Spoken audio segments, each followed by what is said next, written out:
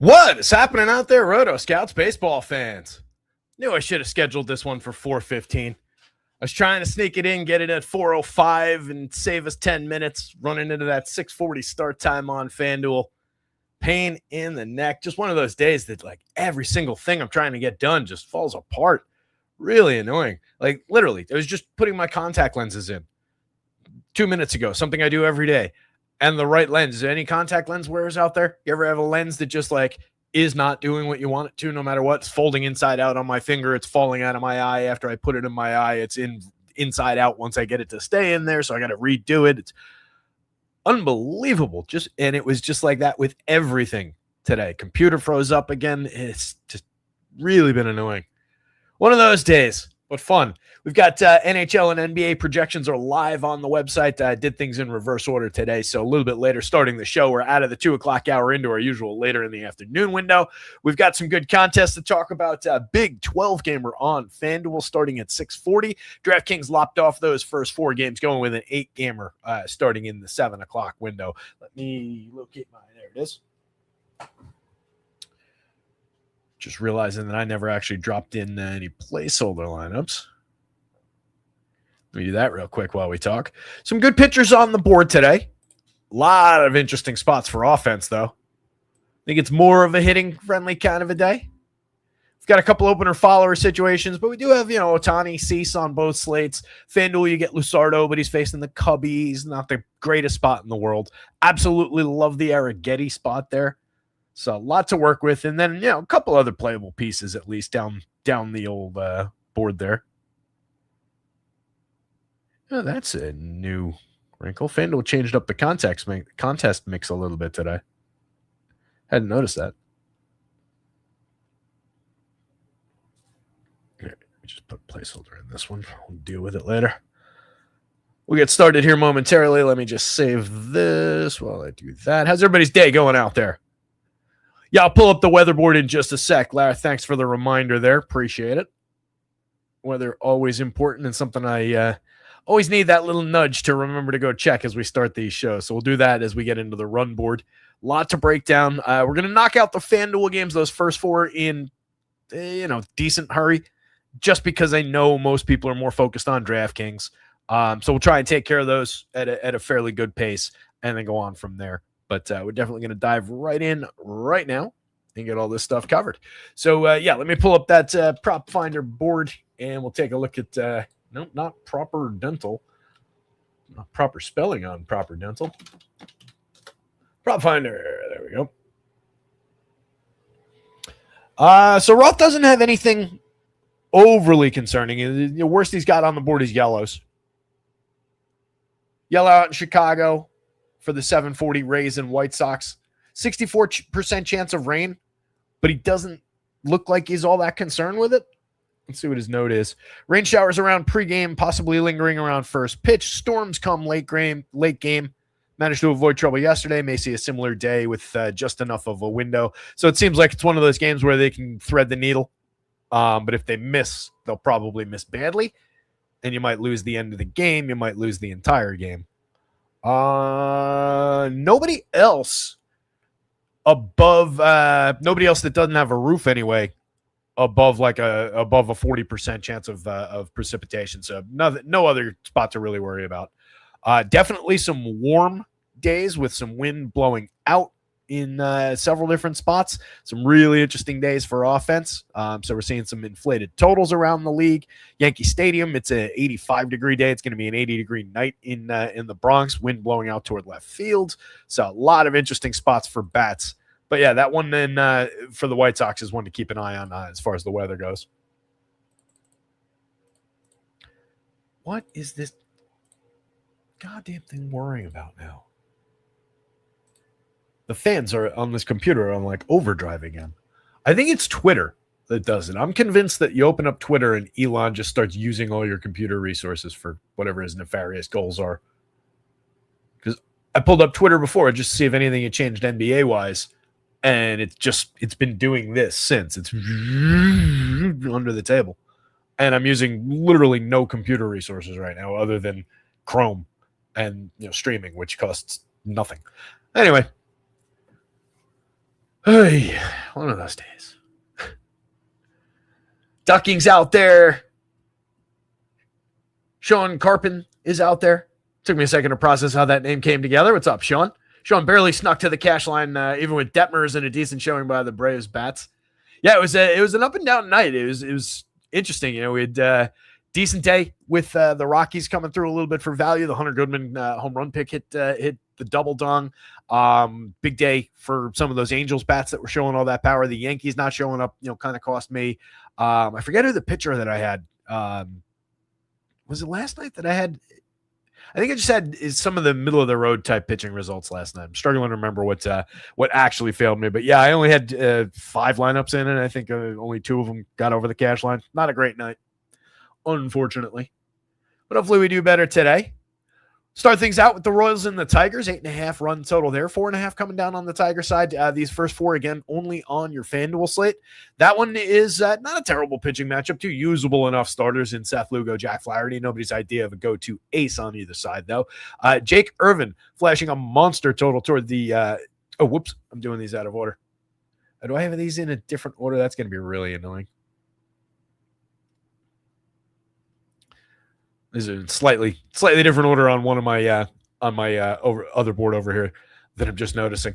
So that Cubbies and Phillies game is it's Shota Imanaga against Jesus Luzardo. Again, Luzardo, tremendous option. Imanaga's pushing a lot of power toward the Phils. They're pulling a 4.85 implied total. They look like one of the better overall offenses in general. And there are 3 guys well over the magic number for home run upside. Had it been on both slates, I would have actually taken my home run pick probably from the Phillies today and gone with Adolis Garcia. Kyle Schwarber is the guy to go to, though, from that game. He's over the 20 mark in the home run column, double the magic number, even in a lefty-lefty.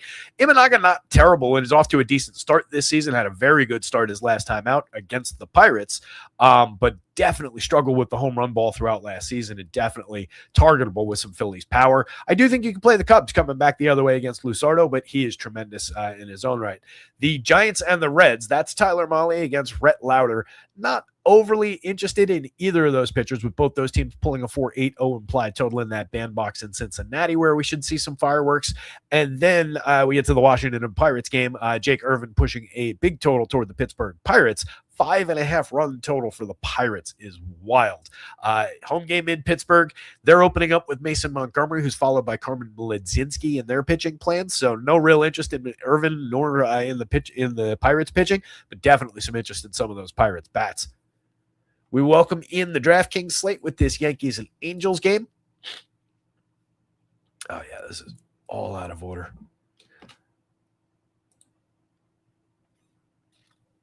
Which is weird because I did this in. Oh, you know what? I put the pitching list together in Labs game order. I was looking at that when I did it. That was my mistake. So it's Jack Kachanowicz on the bump for the Angels. He's pushing a 6+ implied total to the Yankees. You better believe that's making them the number 1 stack of the day again, despite their up and down nature, their ability to completely fail. This is not the type of pitcher that would typically beat them. So major upside for the Yanks. A bunch of guys showing major power, major home run upside in the home run model. And then it's Luis Gil on the mound for the Yankees. Decent enough total, 4.58 implied, and all the power in the world on the Angels side as well. I expect fireworks in the Bronx. I want no part of either one of these pitchers. I think Luis Gil is tremendously overrated as a starter. Chris Paddock against Bryce Elder in the Marlins and the Braves game. Paddock making his 3rd start for the Marlins. First couple have gone, 2 of the first 3 went okay. First one was a disaster against the White Sox. 8 earned runs over 4 innings. Did strike out 6, but gave up 2 home runs. Meltdown. We haven't seen Chris Paddock in peak form in quite a while now. I wouldn't expect it today against these elite Braves. They're pulling a 5+ implied total, one of the go-to spots for offense on the slate. And then Elder, not bad and a decent enough spot going up against the Marlins, so entirely playable for him. The Rays and the White Sox are further down this list. The Rays have Cole Sulser opening, followed by Jesse Schultens in bulk relief. The White Sox are going with Sean Burke in response. We do get the debut of Sam Antonacci in that game. Very excited about that. That should be a really good player in terms of hit tool and run creation, hopefully getting on base. Not much of a power bat, but think Chase Meadroth with a little bit more ability to drive the ball and a little bit more propensity to run. And when I say that, I mean the good version of Chase Meadroth, low strikeout putting a lot of balls in play, so on and so forth. But both those guys going to be in the same lineup on a lot of days going forward from now on. So interesting spot there. Dylan Cease and Chad Patrick going at it in that in the Blue Jays and Brewers game. Just a 7.5 run total there. Two decent teams, two good run creation engines. Check down under 4 runs with some good pitchers on the mound. Patrick hasn't given us a lot of depth so far this year. I've just got him capped at 5 innings right now.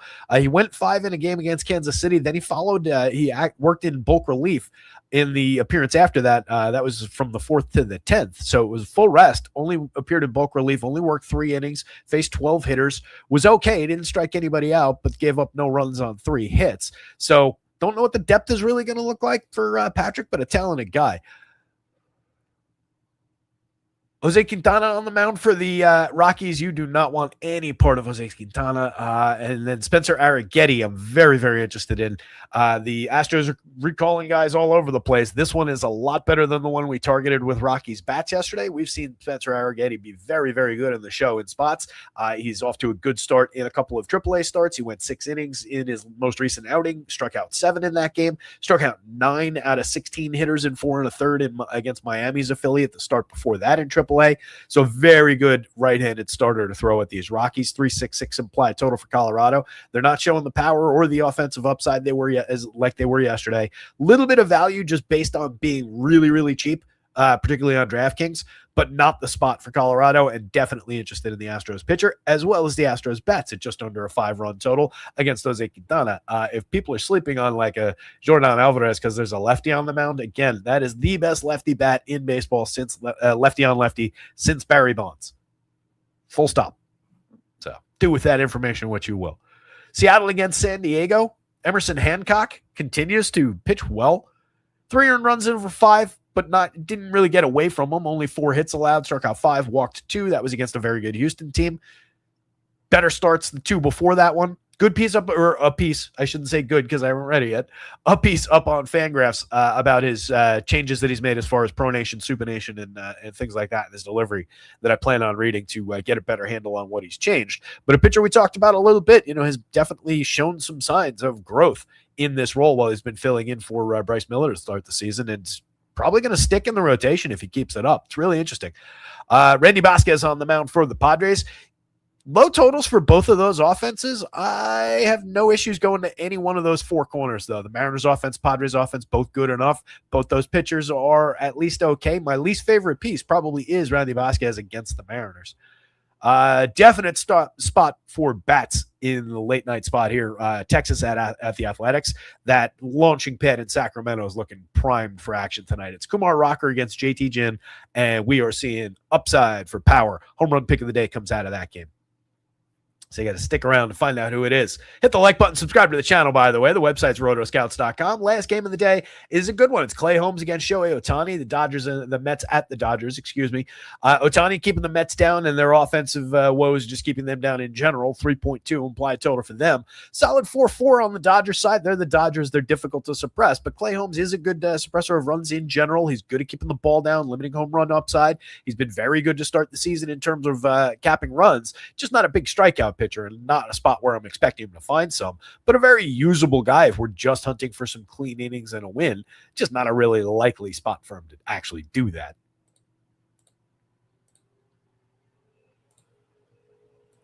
Jumping over to that pitching board. The empty spots on the DK side over here are just the guys that aren't on that combined slate. As I said the other day, if you're looking to play that DK early slate, the 4-gamer, you can always just, kind of pay attention to where those guys are at on FanDuel. Same thing with the pitchers, and just use it as just directional information to build with those. It's not that different. The scoring systems are slightly different, but it's not different to the point where like this guy is good on FanDuel, but wouldn't be good on DraftKings. They're all going to be good. If they look good on one, they're going to be good on the other. Larry's having one of those days too. Uh-oh. I had people do his lawn on Monday. He has all the lawn furniture drying. The guy came to the wrong house and got crap over everything I cleaned. Oh, no. That sounds like a mess. Sorry to hear that, bud.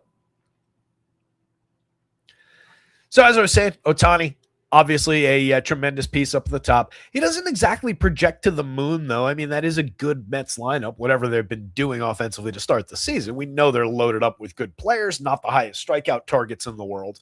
So while he's at the top projection on the board, he's not that removed from Dylan Cease, from Jesus Luzardo, not even from Spencer Arrighetti for way, way less. So you can definitely flex around for the money. It's not the 40-point FanDuel, the 20-plus point projection that you get from a lot of the premium aces. So just something to consider there, but he is the top of the board on this slate. See, he's not that far behind, going up against a good Brewers team, but they do have Christian Yelich out of the lineup in addition to their pre-existing woes.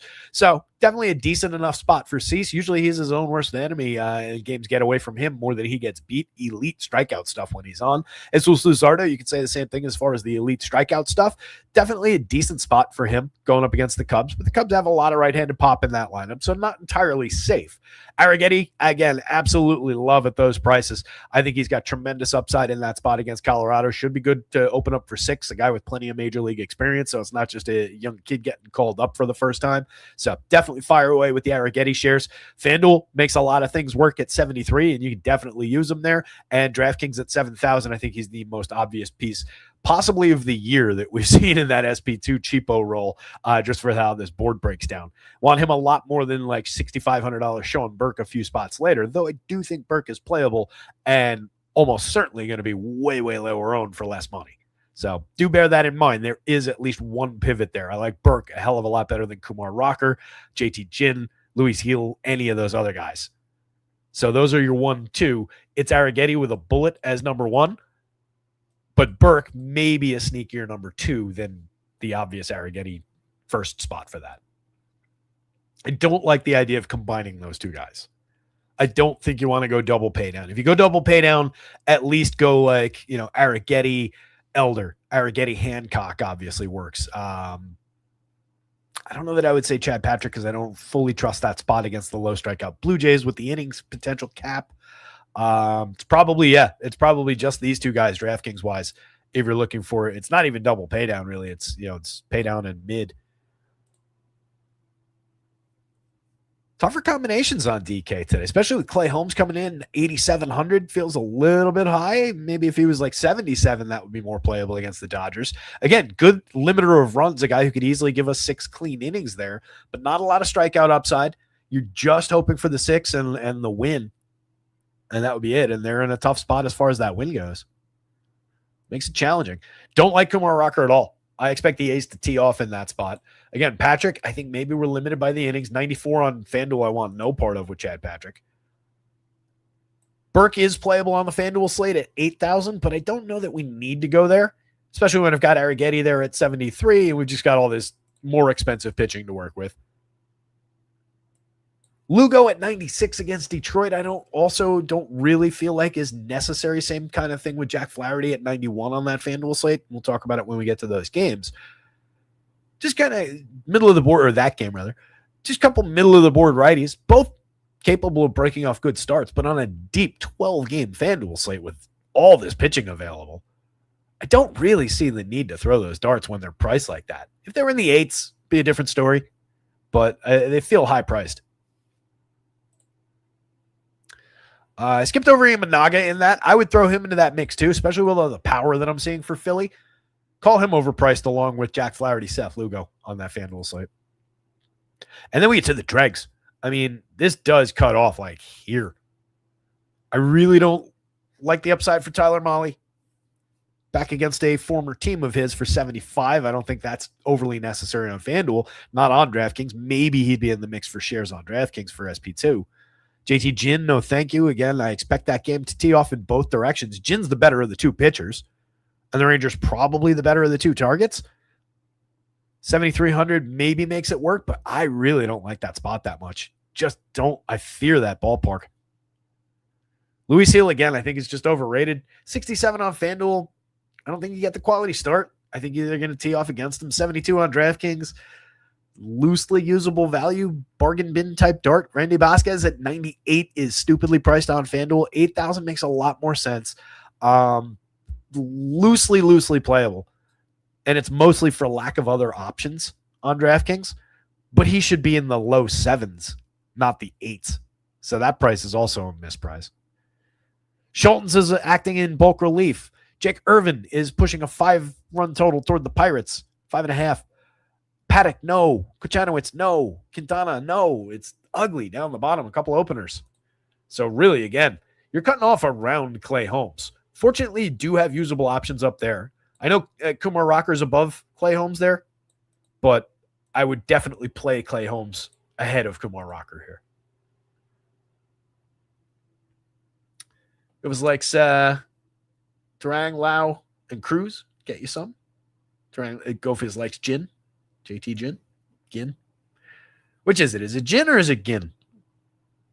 I always forget which one it's supposed to be. I think it's gin.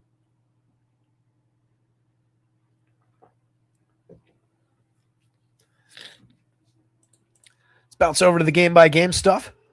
Hit the like button, subscribe to the channel. We're going to rock through these first 4 games on FanDuel. And then we'll get into the meat of the slate with the ones that are on both FanDuel and DK. Decent spot here. I prefer bats, I think, in this one. Again, just mostly based on how these two guys are priced on FanDuel. You can see they're projected in the mid-20s. They're just, fine, not special. Average 21, 20% strikeout rates for both guys. 1.53 ERA is nice for Lugo. Comes with a 3.61 xFIP.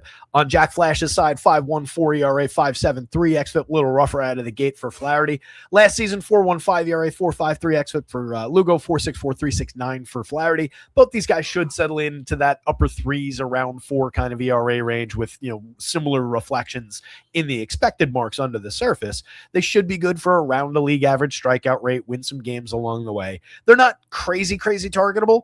The 4 and the 4.5 implied totals against make some sense. But I think we would just generally prefer bats against these guys, and those prices are just wrong. So I think we fire with some bats here. Michael Garcia off the top with the Royals is always interesting. Medium strength as far as the power goes, but I love the triple position eligibility. The price is very fair at 33. Solid slash line to get things going. A 130 WRC plus. Hitting ahead of Bobby Witt is always great as well. Witt off to a slow start. No home run. He has stolen 8 bases. He is getting on at a 365 clip. We're failing to create runs positively. Only a 93 WRC plus. But that comes with a 379 xWOBA under his 310 actual. I think he's going to be just fine. 11.8% barrel. 54.9% hard hit to support that idea. Vinny has not found his stroke yet. We saw this last year. It took Vinny all of April basically to really get the engine going.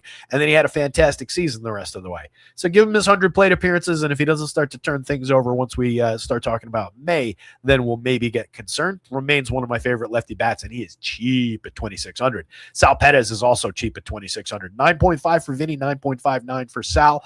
2 home runs on the board this year so far for Sal, none so far for Vinny, but they're going to come for both those guys. I like both those guys to at least chase 30 home runs. Carter Jensen has a few of those on the board, 4 home runs. 312 xWOB under his 335 actual, 110 WRC plus.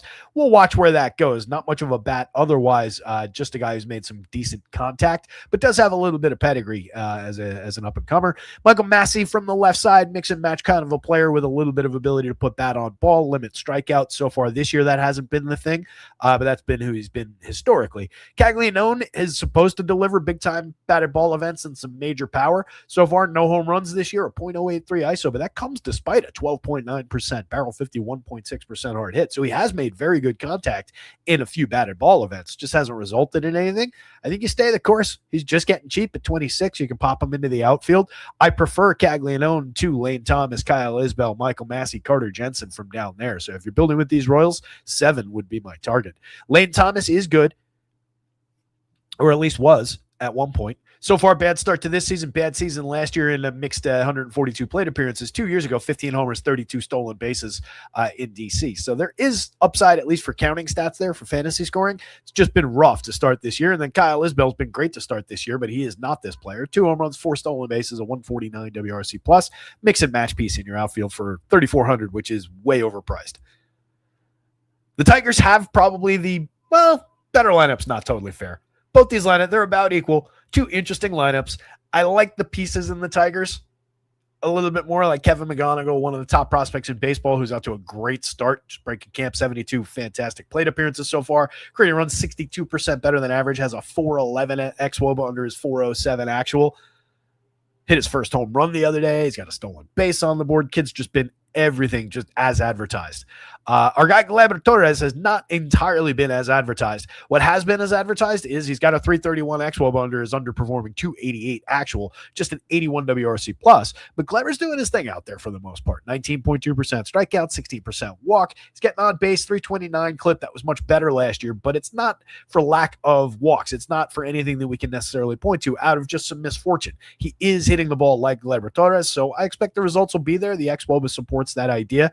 Keep going back to him. 2,900 works price-wise. Colt Keith putting good wood on the ball. 9.8% barrel, 56% hard hit for Keith. Solid slash line to start the season. 138 WRC plus. The home runs haven't arrived, but everything else has been great to start the year. We were talking about Colt Keith having a good breakout season this year at the end of last year.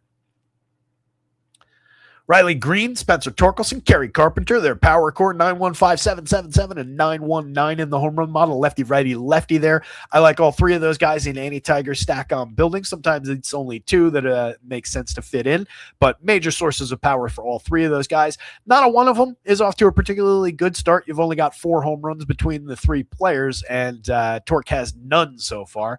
But everybody's at least at or above average for run creation via WRC+. Everybody's making at least decent to very, very good contact so far. So the home runs are going to come. The power is going to come. Lugo's a decent enough target for upside for that too. He's allowed some barrels to start this season, and he doesn't miss a ton of bats, right? We're always looking for that when we're targeting home run upside, is just in addition to the quality of contact, the frequency with which these guys are going to be able to make contact. Pitchers who come in with 30% strikeout rates and monster swinging strike rates, a lot less likely to allow that batted ball event to actually take place.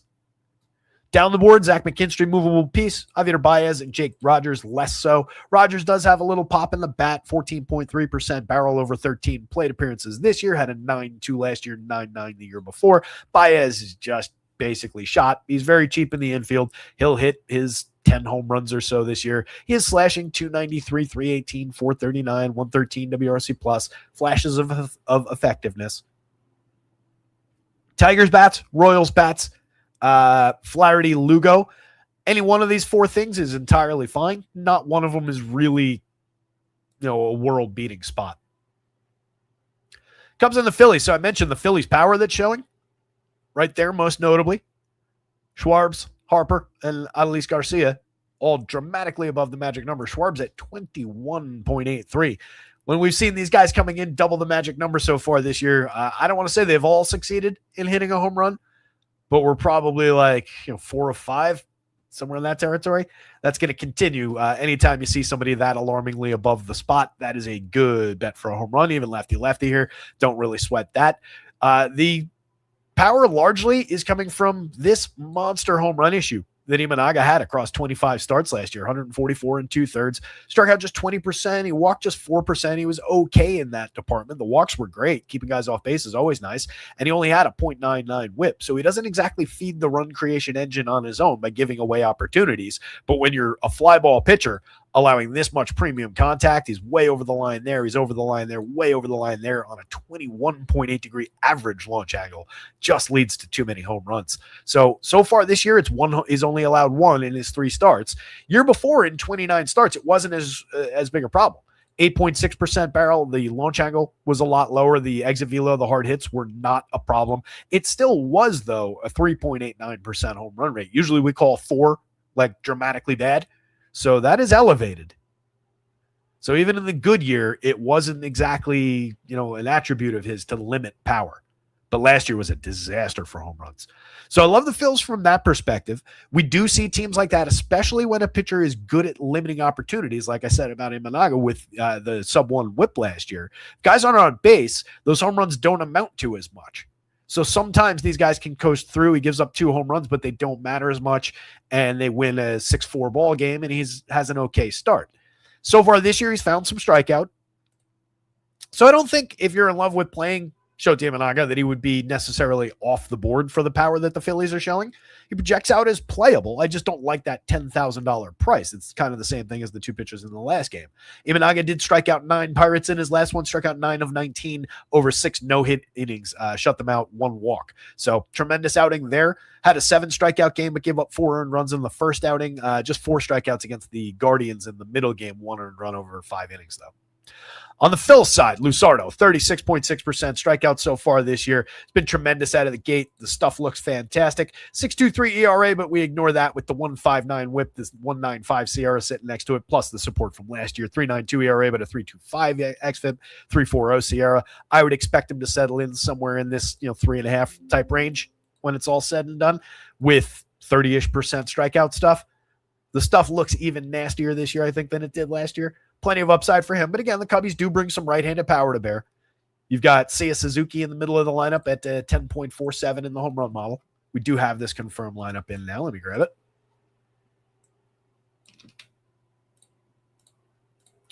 Nico Horner leading off. Nico's always good for balls in play. He's flashed a little bit of pop recently. Good for stolen bases. This team focuses a lot over the last handful of years on getting on base, swiping bags, kind of in the mold of what the Brewers do. But the Cubbies have also brought more power to the equation over the last few seasons, and that's still true. But Nico's a good blend of that. He's got a home run on the board, 5 stolen bases, a 397 on base, 144 WRC plus. Bregman's slow to get things started, but does have a few good batted ball events at least. Only a 13.9% strikeout, 10.1% walk. So it's not like he's been lost up there. Just some, hasn't really seen the results fall where they need to. 90 WRC plus, just a 305 xWOBA is maybe something to keep an eye on. Does have 2 home runs over his 79 opportunities. Suzuki yet to hit home run, only 23 chances so far. I think we need to give him a minute. 16.6% barrel, 48.7% hard hit last year. The guy can mash. Ian Happ, player we love around here. 4 home runs on the board already for Happ. Underwhelming as far as that slash line goes. The on-base percentage will go up. Hopefully the power sticks around. He's made great contact to start the year. Barrels way up. Hard hits are up. But he's consistently a very good hard hit player and somebody who can deliver a double-digit barrel rate. So very good option. Heart of the lineup, 3,500. He's gotten priced up. He's gotten a little attention for the flash of power. 120 WRC plus, a 330 XWOB under the 348 actual. Michael Busch, slow start to his season after mashing his way through last year. Just under a 10 in the home run model, though. There's definitely enough evidence that he can hit home runs. Hit 34 of them from the left side last season. Just not a great spot for him, lefty here. I don't love the matchup against Luzardo, who most certainly can miss bats. 16.9% swinging strike rate for Luzardo so far this year. Dansby Swanson from the right side's made great contact to start his season. 13.5% barrel, 56% hard hit. It's resulted in 3 home runs, otherwise underwhelming slash line for him too, and just a 99 WRC plus. He'll bring all of that around, and we love to see the contact from a guy we've used for years as an underrated shortstop from the middle of the Cubs lineup at a cheap price. Miguel Amaya, PCA, and Matt Shaw. Amaya and Shaw mix and matchy. Amaya's out to an okay start over 32 plate appearances. There's nothing special there, though. Just a cheap bat that you can roster at a position you don't actually need on FanDuel. PCA, really concerning. It's been just basically broken since 3/4 of the way through last year, 2/3 of the way through last year. 221, 264, 294 to start. 250 WOBA with a 245X, 56 WRC plus so far. It's going to be really problematic for the Cubs after they give him that contract if he doesn't turn things around and become the first half PCA from last year. Had a monster first half last season. Finished the year with 31 homers, 35 stolen bases. It's weird to say that part of that year was not good, but it wasn't. The WRC plus came all the way down to 109. His on base cratered to 287 by the end of the year. His last 2 months last year were atrocious, and his first 73 plate appearances this year have not been good. Trey Turner, Kyle Schwarber, Bryce Harper getting things started for the Phils like usual. Love that combination of hitters. Turner gets on base at a good clip. Ignore the 293 so far this season. It's just a rough start for him over 75 plate appearances. No real concerns for Trey Turner. Strikeouts up a little bit, but I figure those will come down over. You give him another 75 plate appearances. Once we get to 150, if he's still in the 20s, your money back for that statement. But I expect Trey Turner to deliver a competent season. Hit for average, get on base ahead of Kyle Schwarber, ahead of Bryce Harper. If not, we'll see Schwarb slide up into the leadoff role because Schwarb's gets on like crazy. 400 on base out of him right now. A 434 weighted on base, 413 expected mark underneath it. 173 WRC plus. Just one of the best offensive machines in baseball. And again, 21.83 in the home run model today. Harper's right there with him. 15.13 for Bryce. 3 home runs on the board. Decent start to the year. I think Philly fans maybe are not thrilled with their star or their superstar. I think Kyle Schwarber's maybe the guy you would call more of the superstar right now. But Harper's great. That is a great player. 136 WRC plus, a 377 weighted on base with a 424 expected underneath it. So he's been underperforming so far, but 377 is a fantastic number. He gets on at a 361 clip, 15.1% barrel. Bryce Harper remains fantastic. And 3,500, I think, is a little bit of a reflection of, buzz about not being as good as people think he is, or whatever that story is. I just don't agree with it. Adelise, crazy cheap, 2,800, 13.02 in your home run model. Pair of home runs on the board so far this year in an otherwise bumpy start. Just a 319 X12 under is 296 actual, but at least that's around average, and it's significantly better than the actual. He has made good contact, 11.6% barrel, nearly a 50% hard hit. And then you get usable parts down the rest of this lineup. Alec Bohm is good, puts good bat on ball, low strikeout, lot of frequency of contact, bad start to his season. JT Realmuto is coming back down the other side of the mountain. You take what you get out of him. He's cheap at catcher, but you don't need it on FanDuel. And Mundo Sosa, interesting hitting in the 5 spot. Very cheap, connects directly to these guys. You can play him basically anywhere on FanDuel. That's a very usable part. He'll hit for average. He's got a little bit of pop in the bat. He'll create some runs. Not a bad player to mix in for very, very cheap in the heart of that lineup. And then you get Brandon Marsh down the bottom with a lot of hard hit, lefty bat, able to draw a walk, get on base, wrap around, back up to the top. That's an interesting player. Otto Kemp, more just mix and matchy for cheap across positions. Phillies bats? No, excuse me. I think FanDuel-wise, we probably got to put Lusardo on top. Lusardo, Phillies bats, Cubs bats, Imanaga. I just don't like that price on Imanaga at 10. If I'm going that high, I just find the extra 6 and pay for Lusardo, or go to one of the other super expensive guys. Giants and the Reds, Rhett Lauder, Tyler Mahle, ballpark working against both these pitchers in a big, big way. Yeah, McGonigal did get paid, Larry. It's been a big thing recently, buying out the ARB years and giving the kids like 8-year extensions before, to spend through all the control years and just have it locked in. It gets ahead of ARB years in some years where you expect a kid to turn into a superstar. So you get a little discount on those, and then you buy out usually like 2 additional years beyond the existing control. The kid gets paid, becomes a 100 millionaire. Not a bad deal all around. And it works. It's good for when they get it right, at least. I just mentioned PCA with the Cubbies. But when they get it right, it works really well. Because a team like the Pirates, a team like the White Sox, not necessarily small market teams, but teams that don't necessarily love aggressively spending, can spend, lock in their homegrown players, and get value that way. And then they'll have a little bit of free capital once those kids arrive together to build around them, to fill out. Tigers, same thing. So it's really good for those like mid-market type organizations, I think. Giants coming in with a solid total. The Reds as well. Again, this, I think the ballpark definitely has a hand here. 4.80 implied on both sides, pretty even up. We're not seeing crazy home run numbers on the Giants side. That's because Rhett Lauder has typically been good at keeping the ball down. So far this year, he's actually given up a 17.7 degree average launch angle. We expect him to be better than that. 11.5% barrel rate.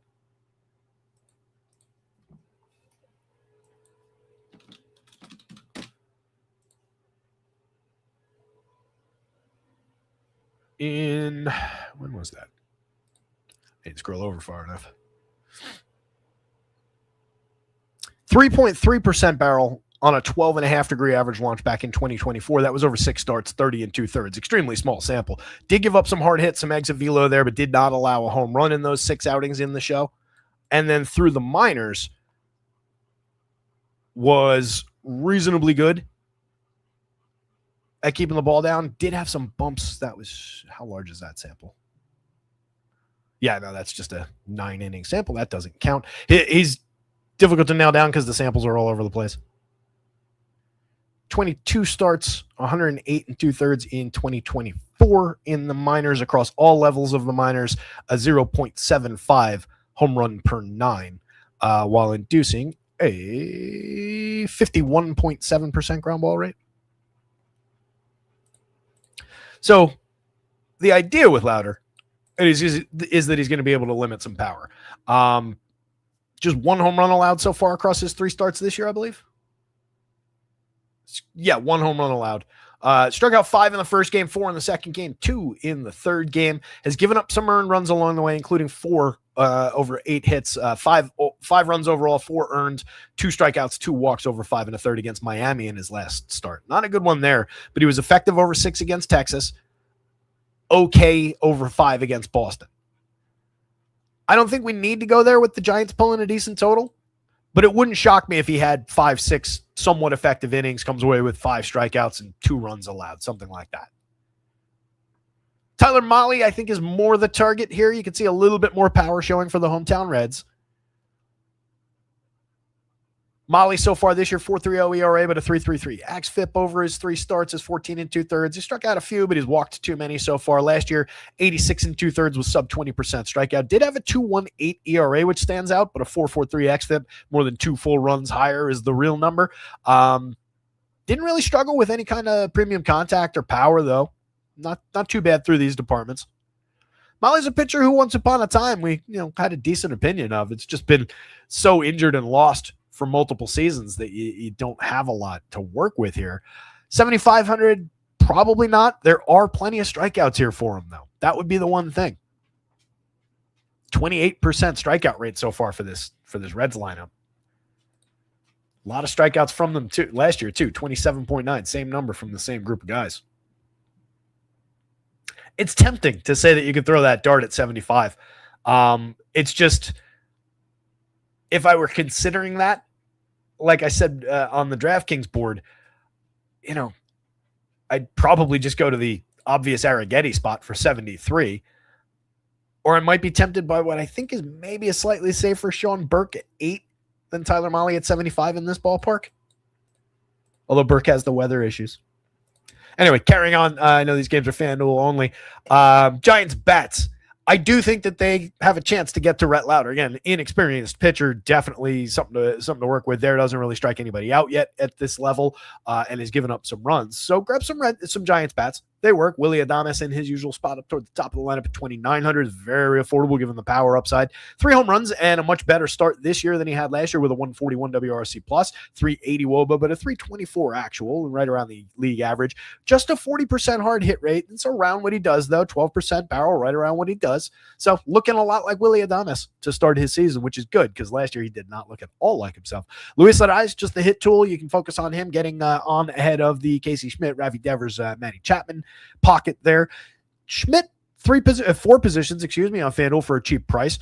341, 413, 537, a 170 WRC plus to start his season. That's a pretty good little surge. He's made some good contact. Not a player we would expect to carry that forward through the year, but usable piece maybe if you're already going to Giants with everybody priced at 28 or 29 through the top 5. Rafi Devers is very cheap at that price. 2 home runs in amidst a slow start to his year, but had a tremendous year last year. Still has a 10.9% barrel, 47.8% hard hit. So he's made some good contact. It's just not quite Rafi Devers contact. Matt Chapman, on the other hand, has not made his usual level of contact so far. Something to keep concerned about there. If the power goes away from Chapman, that's a very different hitter. 273, 324, 394, 105 WRC plus. He's been moderately effective so far. Just a 287 xWOB under that 324 actual, though, shows the lack of premium contact to some degree.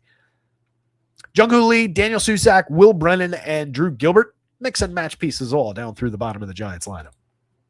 On the Reds side, TJ Friedl in the top spot at 26.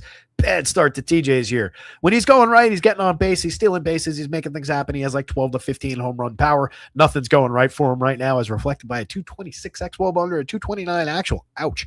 328x under a 291 actual from Matt McLain, who really thought McLain was going to get off to a good start this year. Had one of the biggest springs in baseball and just left it all in spring training, apparently.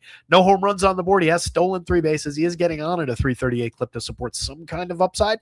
Most of that has come via the walk at 13.5%. He hasn't been striking out, but he's not hitting the ball. He's not hitting for power. 8.7% barrel, 28.3% hard hit. As soon as spring training ended, he ended his outburst.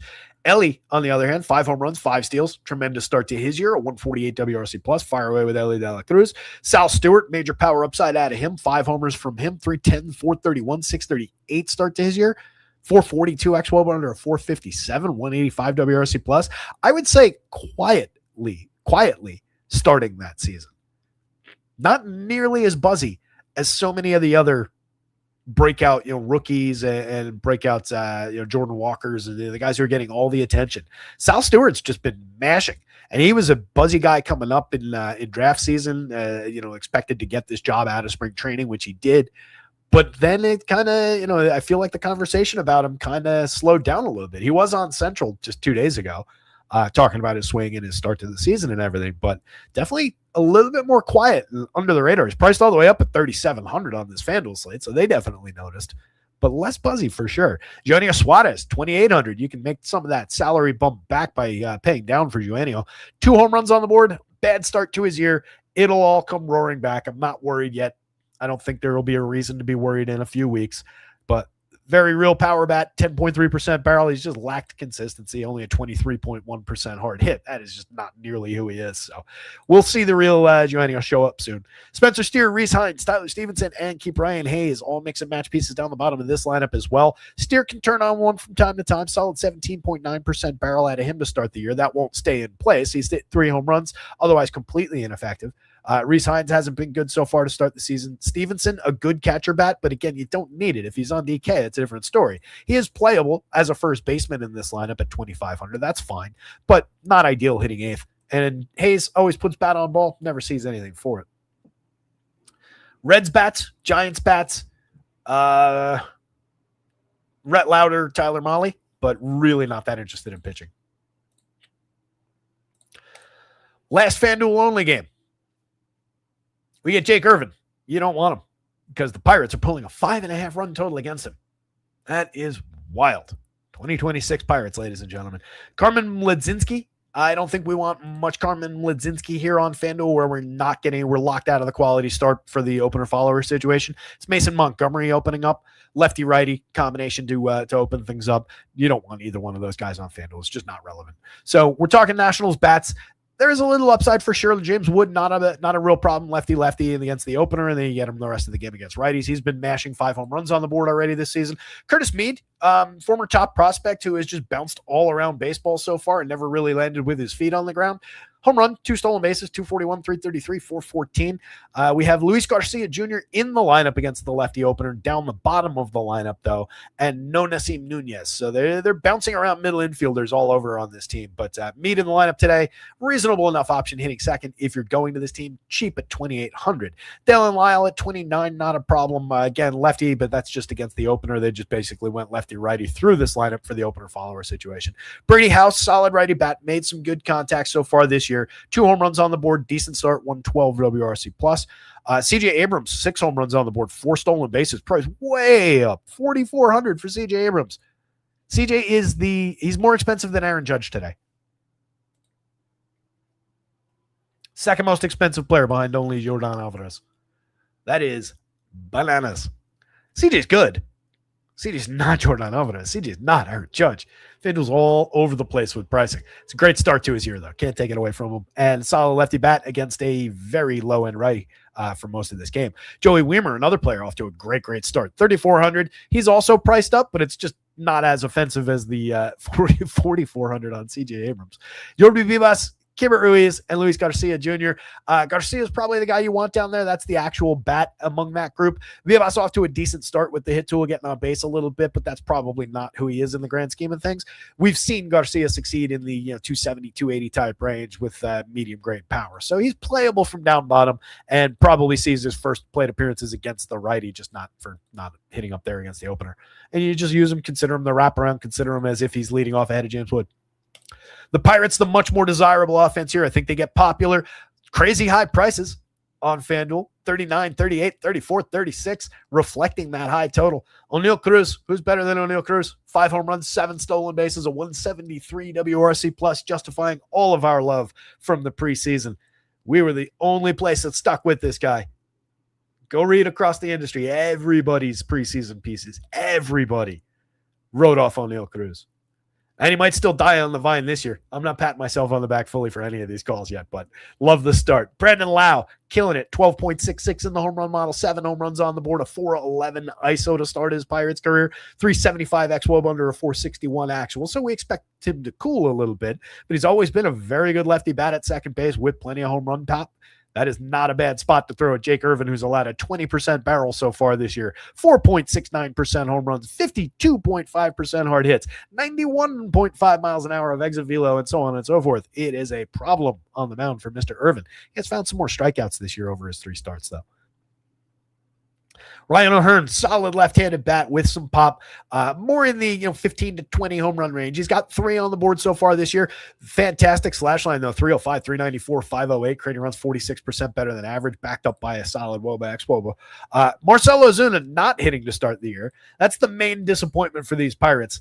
They put a little money into Ozuna. They brought him in. $2,400 on FanDuel. You could put no money into him and get a little home run upside out of him today, though. 10.51 in the model. This is a guy who absolutely mashed his way through 2 years ago. 39 home runs. Year before that, 40. This is a major source of power who came down quite a bit last year and is off to a brutal start this year. Has not made good contact. There's very little to really justify that right now Marcell Ozuna has much to offer us outside of just faith in who he was. Even last year in the down season, the contact was still very, very good.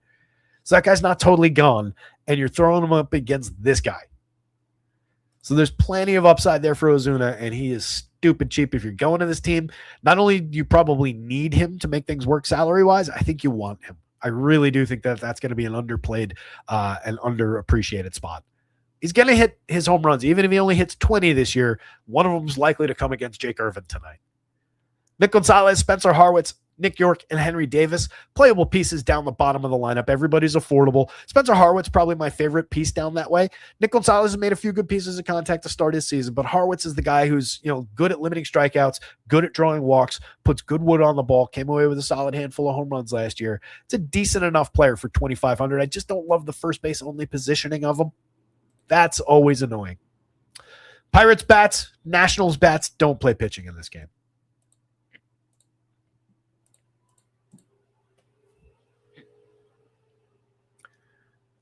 Down the rabbit hole. Terry, you've been nailing the home run calls. Keep it up.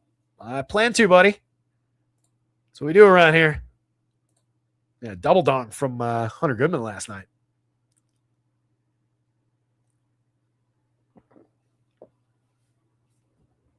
Yeah, you might be right about that, Larry.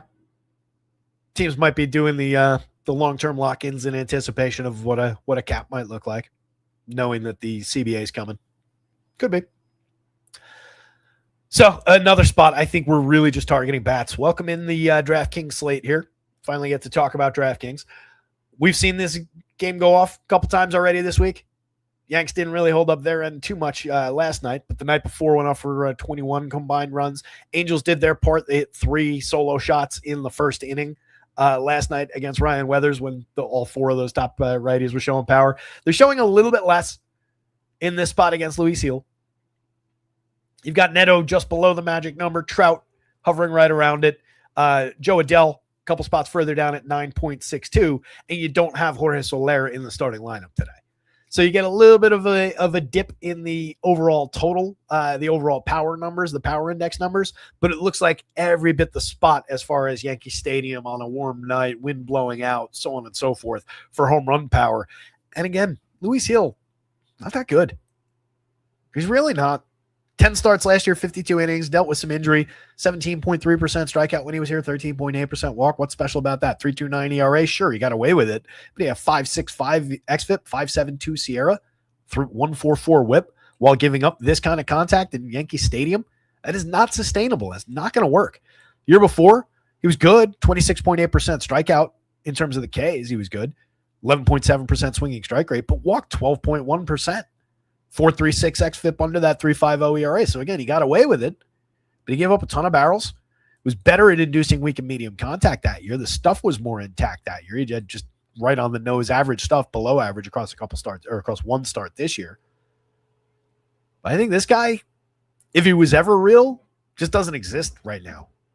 Maybe he gets it back at some point, but I don't think even that version of him was really all that good. And I was saying this then. You can go back and watch those shows. So no real interest in Gil. 72, if you want to throw the dart, there are some strikeouts available. I will give him that much. But I just see downside, and I don't think we get depth either. He only went 4 in the season debut the other day. I think 5 is your ceiling here for innings. Kachanowicz, you just absolutely don't want. That's a bad pitcher with no strikeout upside against the Yankees when they're showing a 6+ implied total. Speaks for itself. At any price, you don't want Jack Kachanowicz here. If he was free, maybe. And I mean that. To say that a free player wouldn't be playable, he could very likely just give you a negative score. So if we're going with the Angels, though, obviously your power around Neto and Trout, those are your two guys that you absolutely have to have out of that lineup in most of your Angel stacks. After that, you definitely want to work Joe Adell into most of those as your third most important player in this lineup. His power is outrageous, and he's off to a 315, 351, 411 start. He's been very good, very consistent. He's cleaned up some of the strikeouts so far in a small sample. We have to keep an eye on it and see where it goes, but he's been really good. So I do think you work Joe Adell into that. You maybe allay some of the concerns about his consistency. Nolan Schanuel's more just a mix and matchy type bat who happens to hit high up in the lineup. He's low strikeout, decent walk rate. He can get himself to first base to support some offensive upside and some run creation. So he can be more of a correlated scoring piece for you, but he's not a guy who really fuels your scoring in lineups or really drives your scoring in lineups. I guess he does fuel it. Joan Moncada, 34.27. Not a bad price for Moncada. He's put decent bat on ball from time to time. He'll be up hitting lefty in Yankee Stadium, so there's upside from that. He's very cheap, just as a third or fourth click into this lineup. It's not a bad way to fill third base, but he's also not a prime go-to option. He's a guy who never really fulfilled his potential, but has had some good moments. Ozzy Peraza, another guy who never really fulfilled his potential, came up with this organization that he's playing against tonight, but he's getting a regular shot for these Angels. I've talked about him a few times this season already. 267, 327, 511 start, 3 home runs, 136 WRC plus. He's got a 370 WOBA that's disguising a 328 xWOBA. This performance probably going to come back to earth and hasn't made outrageous contact, but has made good contact. That's a guy who's maybe getting a shot here and maybe going to deliver a okay mid-board type season. I'm not saying he's going to break out and become a star. He's not going to be the guy who was once a top prospect, but he might be good. And for these prices, worth finding out in this environment, he is an important piece in this stack, probably more so than Joel Moncada, because he's cheaper and he fills multiple positions and more important positions. Probably more so than Josh Lowe. Logan O'Hoppe, arguably on DraftKings, maybe you could say he would be more important just to pick off a cheap catcher at 3,000. 6.36 in the home run model, flashing a little bit of the power upside. Adam Frazier, just a mix and match guy infield. You do get the same positioning there. But I like that spot in the lineup for Ozzy Peraza. I like the pricing. He's flashed a little bit. This is a guy who multiple seasons in the minors on his way up again as a top prospect. Was like a 2020 guy.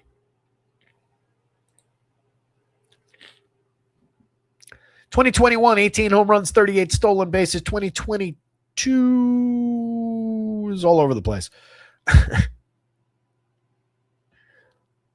2022 in AAA, 19 home runs, 33 stolen bases. 2023 in AAA, 14 home runs, 16 stolen bases. Lost time both those years in the show. Underwhelming at the with the Yankees. 2024 in the minors, 16 home runs, 25 stolen bases. The guy's put up numbers in the minor leagues. And he's still only under 26. He'll turn 26 in 2 months. Had to plug the mouse back in. On the Yankees side, we get the more common version of the Yankees lineup.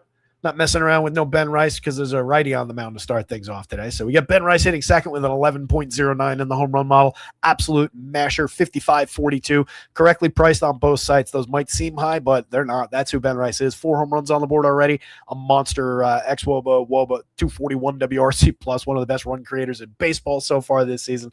Fire away with Ben Rice against this pitcher. He was the home run pick from the Yankees today. But you can see 5 guys in this lineup above the magic number with another one at 9.38 with Cody Bellinger there. Monster power upside. That's where that 6 total is fueled from. Trent Grisham, 3,800, 2,900, hit his first 2 home runs of the season coming off the bench the other day. Back in his customary spot in the leadoff role, you can see the 379 xWOBA reflecting the quality under the 308 actual, underperforming to start his season, but mostly intact, so we expect everything to click back into place. Aaron Judge is Aaron Judge, 6 homers on the board already this season. The average will come up, the on-base will come up, he'll be just fine. Cody Bellinger, former MVP at 4,500, 3,100. Good year last year, rough start to his season this year. 95 WRC plus, just 1 home run. But last season, 24 homers, had a 158 WRC plus, or excuse me, 29 homers. I jumped down to Stanton's line, 125 WRC plus. Stanton hit 24 homers in only 281 plate appearances last year. Dude just never fails to crush baseballs when he's actually playing. So far this year, 64 plate appearances, a 12.5% barrel rate, 1 home run on the board. A lot more coming. 359 on base has been really interesting from Stanton. I mentioned the stolen base. I hope he doesn't run again the rest of the season. That would be insane. But home run hitter, extraordinaire, 13.23 in the home run model. Don't sleep on Giancarlo Stanton at cheap pricing. 42-31 is way too cheap against Jack Kachanowicz. Stanton might pull a Darryl Strawberry on The Simpsons and hit 9 home runs today. Jazz Chisholm at 39.28, awfully cheap for a player of his talent. The start has been brutal. 177, 227, 258, a 39 WRC plus. As mentioned, Jazz doesn't like it when it's cold outside. He doesn't like playing in the cold, but it is now warm in New York City. 85-degree day. So expect fireworks from Jazz. 10.1 in the home run model. We're not expecting necessarily today to go off just because it's warm, but hopefully he's over whatever plagues him at the beginning of the year and can start hitting, because that's a very good player. Austin Wells, good for lefty pop from the catcher spot. Jose Caballero gets on base a little bit when he's going right, steals bases no matter what. 6 on the board already, despite just a 203 on base this year. 33 WRC plus. Bottom of the lineup's been a little bit rough for the Yanks. Ryan McMahon not really holding up his end. You can see 4 guys at the bottom of the lineup. Sub Mendoza, pretty brutal on base percentages. That's a 4-man average of just 252 on base across those guys. But we know Jazzy's a lot better than that. McMahon's at least mix and matchy. This guy we've seen hit 20 home runs in the show, a guy we've seen make very, very good contact over multiple seasons now. I don't think it's gone, and 8.3% barrel, 54.2% hard hit, despite this atrocious start, supports that there's plenty of upside there. So McMahon is just cheap, a little bit sneaky against a terrible righty, lefty bat in Yankee Stadium in the stack of the day that people are going to roster through the nose. McMahon will be under owned for 2,400 at the bottom of that lineup. That's an interesting play. Yankees bats, Angels bats, don't play pitching.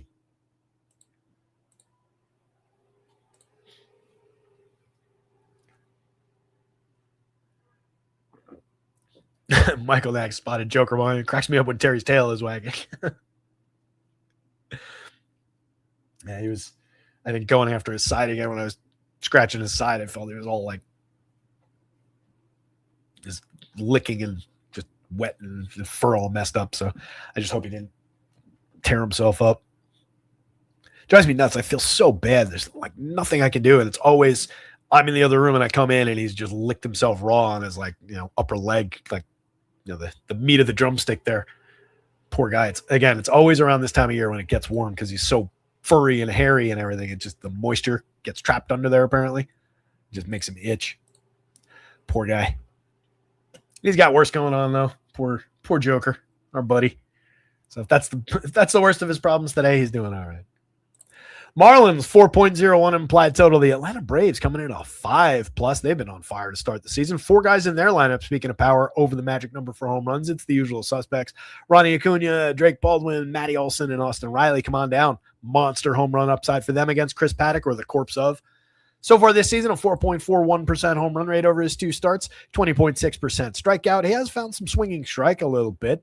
6.14 ERA, but a 3.89 xFIP. Last season, 5.27 ERA, 4.63 xFIP. That's over 27 starts. That's a fair sample. 16% strikeout rate, 9.7% barrel, all this premium contact, 4.49% home run. There's a reason that the Braves look so good and are pulling a 5+ implied total. You really probably don't want Chris Paddock. 6,200 on DraftKings might be tempting just as a value price if you remember who he once was.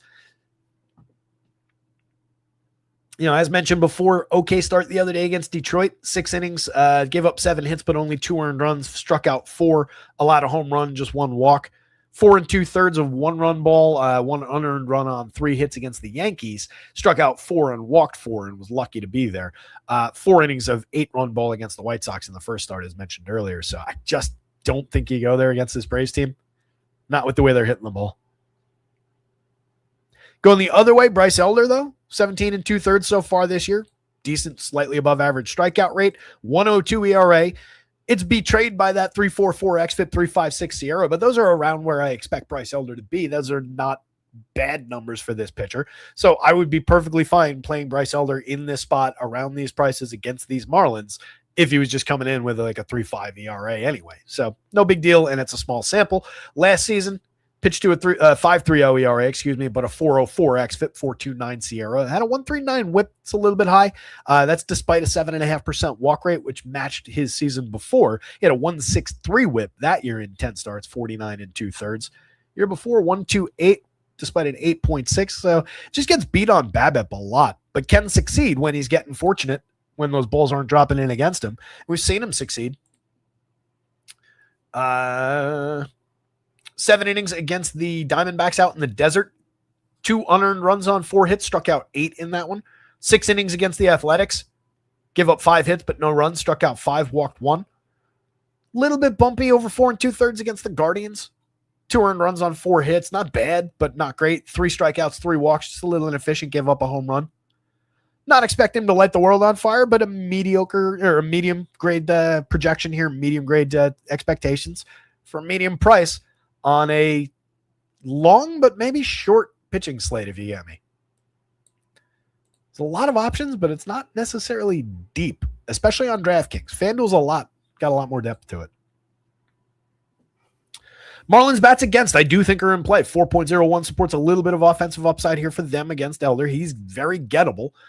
It's just that we're dealing with the usual problem with these Marlins is that they don't really have the big thumper in the lineup that creates the big DFS scoring event. You need these guys to sequence. They're not bad at it, but it just takes a little something away from that stack to some degree. I think they function better as a value play. I think they function better as like a little 3-man, a 2-man, pairings, and get them that way than they do as like your full 5-man stack, because then you're really asking a lot from this lineup. And again, it is a pitcher who is more likely to give up 3-4 runs than he is to give up 12 runs. Marcy from the top spot at 45, 3,000, fairly priced. 174, 284, 246. A rough start, but had a good year last year. Has stolen 8 bases. Should get on base ahead of Xavier Edwards, who's off to a terrific start. 1 home run on the board, 2 stolen bases, getting on at a 405 clip. We expect many more stolen bases if he's getting on base like that. As long as he's hitting for average, he should get on base. And as long as he's getting on base, he'll steal and he'll create runs. It's a good player, but again, not a home run bat. Not a guy who's really going to knock a bunch of players in. Otto Lopez, off to an okay start.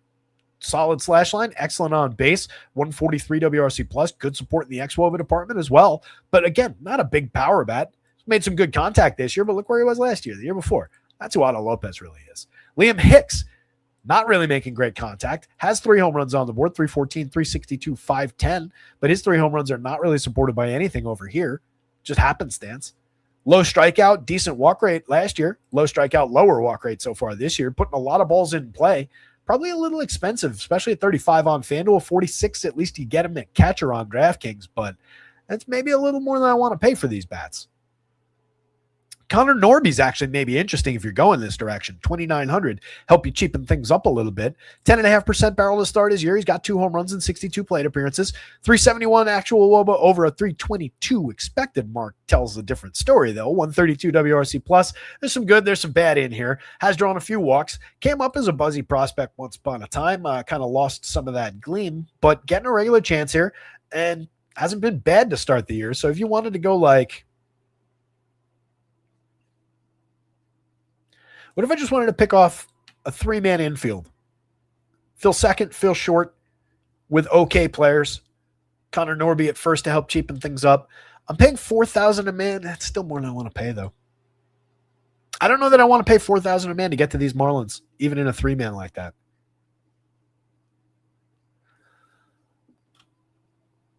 You know where maybe it is, actually, and it would be the really low-owned way to do this, would be maybe something like a Norby, Heriberto Hernandez, Graham Pauley stack, or even Davison De Los Santos. You can't do him and Norby in the same lineup, which sucks.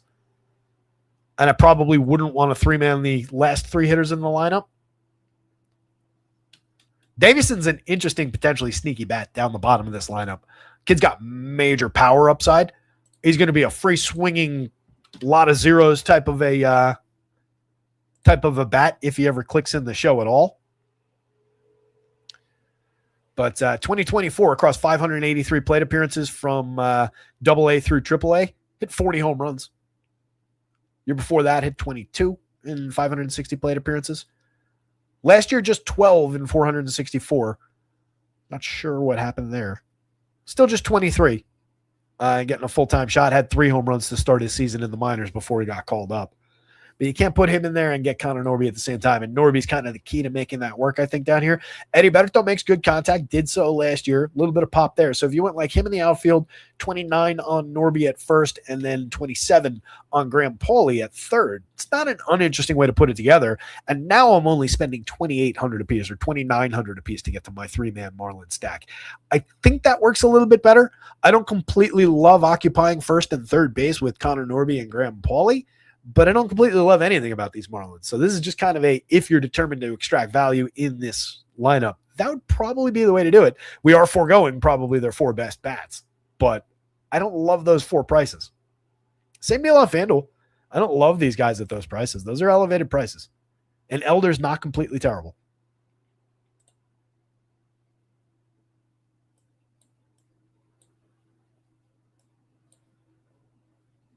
$33.25 4-man average at the top for the Marlins. $33.75 4-man average from the top for the Braves. Which would you rather have? Right? 5-man on DraftKings. 44. 42. Which would you rather have? It's not a good spend. On the Braves side, Acuna, superstar, 15 in the home run model today. Ignore the slow start. It just doesn't matter. 405 xWOBA under the surface, a 16.4% barrel rate. Matching 16.4 on Drake Baldwin, 18.8 to lead the team from Matty Olson going down the barrel rate column there. Then we dip with Austin Riley at just 5.8. Riley off to a slow start, stolen a couple bases to support a little bit of fantasy scoring, but it's been brutal. 75 really bad plate appearances following up a rough year that was following up another rough year. It's been a minute since Austin Riley's been himself. I am more than a little bit concerned in the long term. I don't really have specifics to point to out of the obvious. They just barrel rate 1/3 of where it's supposed to be right now. It's just been rough. Ozzie Albies not off to a bad start. 293, 42, 435. It would be nice to see that all-star talent come back for the full season. Yaz, plenty of pop from the left side from him. Rough start for him as well. No home runs, a 196, 297, 268 slash line. 3,000 is affordable. 2,700 kind of makes things work, helps you spend on other bats in this lineup or build with other teams if you get to average things down with Yaz. Dom Smith is still cheap at 3,300 on DraftKings. He's 31 on FanDuel, which is not aggressively overpriced considering his start and how they've been aggressive about overpricing other hot starts. 395, 415, 684. He hit another home run. He's got 3 now. 9.1% barrel. Maybe Dom Smith is just going to fully deliver on his once upon a time prospect pedigree. What's he, like 31 now, I think?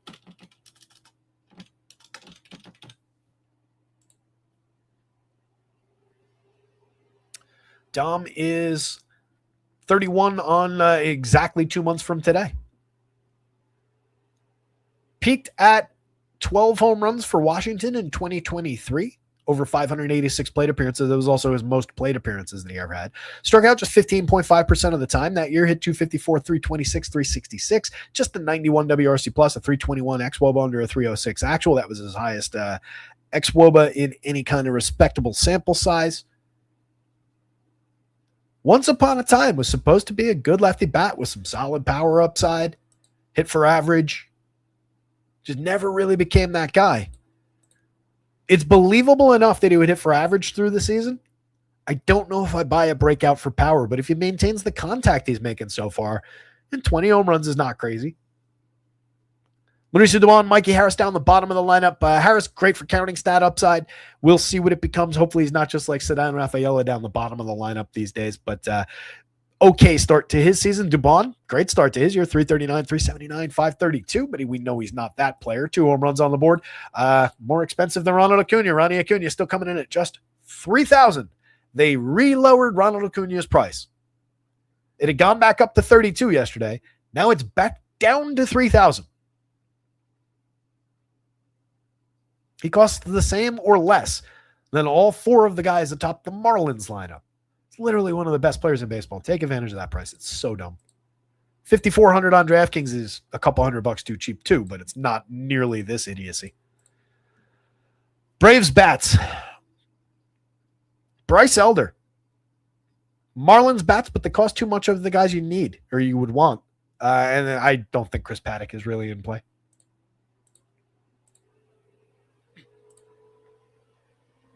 A lot of lineups in. I got to remember FanDuel starts at 6:40. Keep rocking through this thing.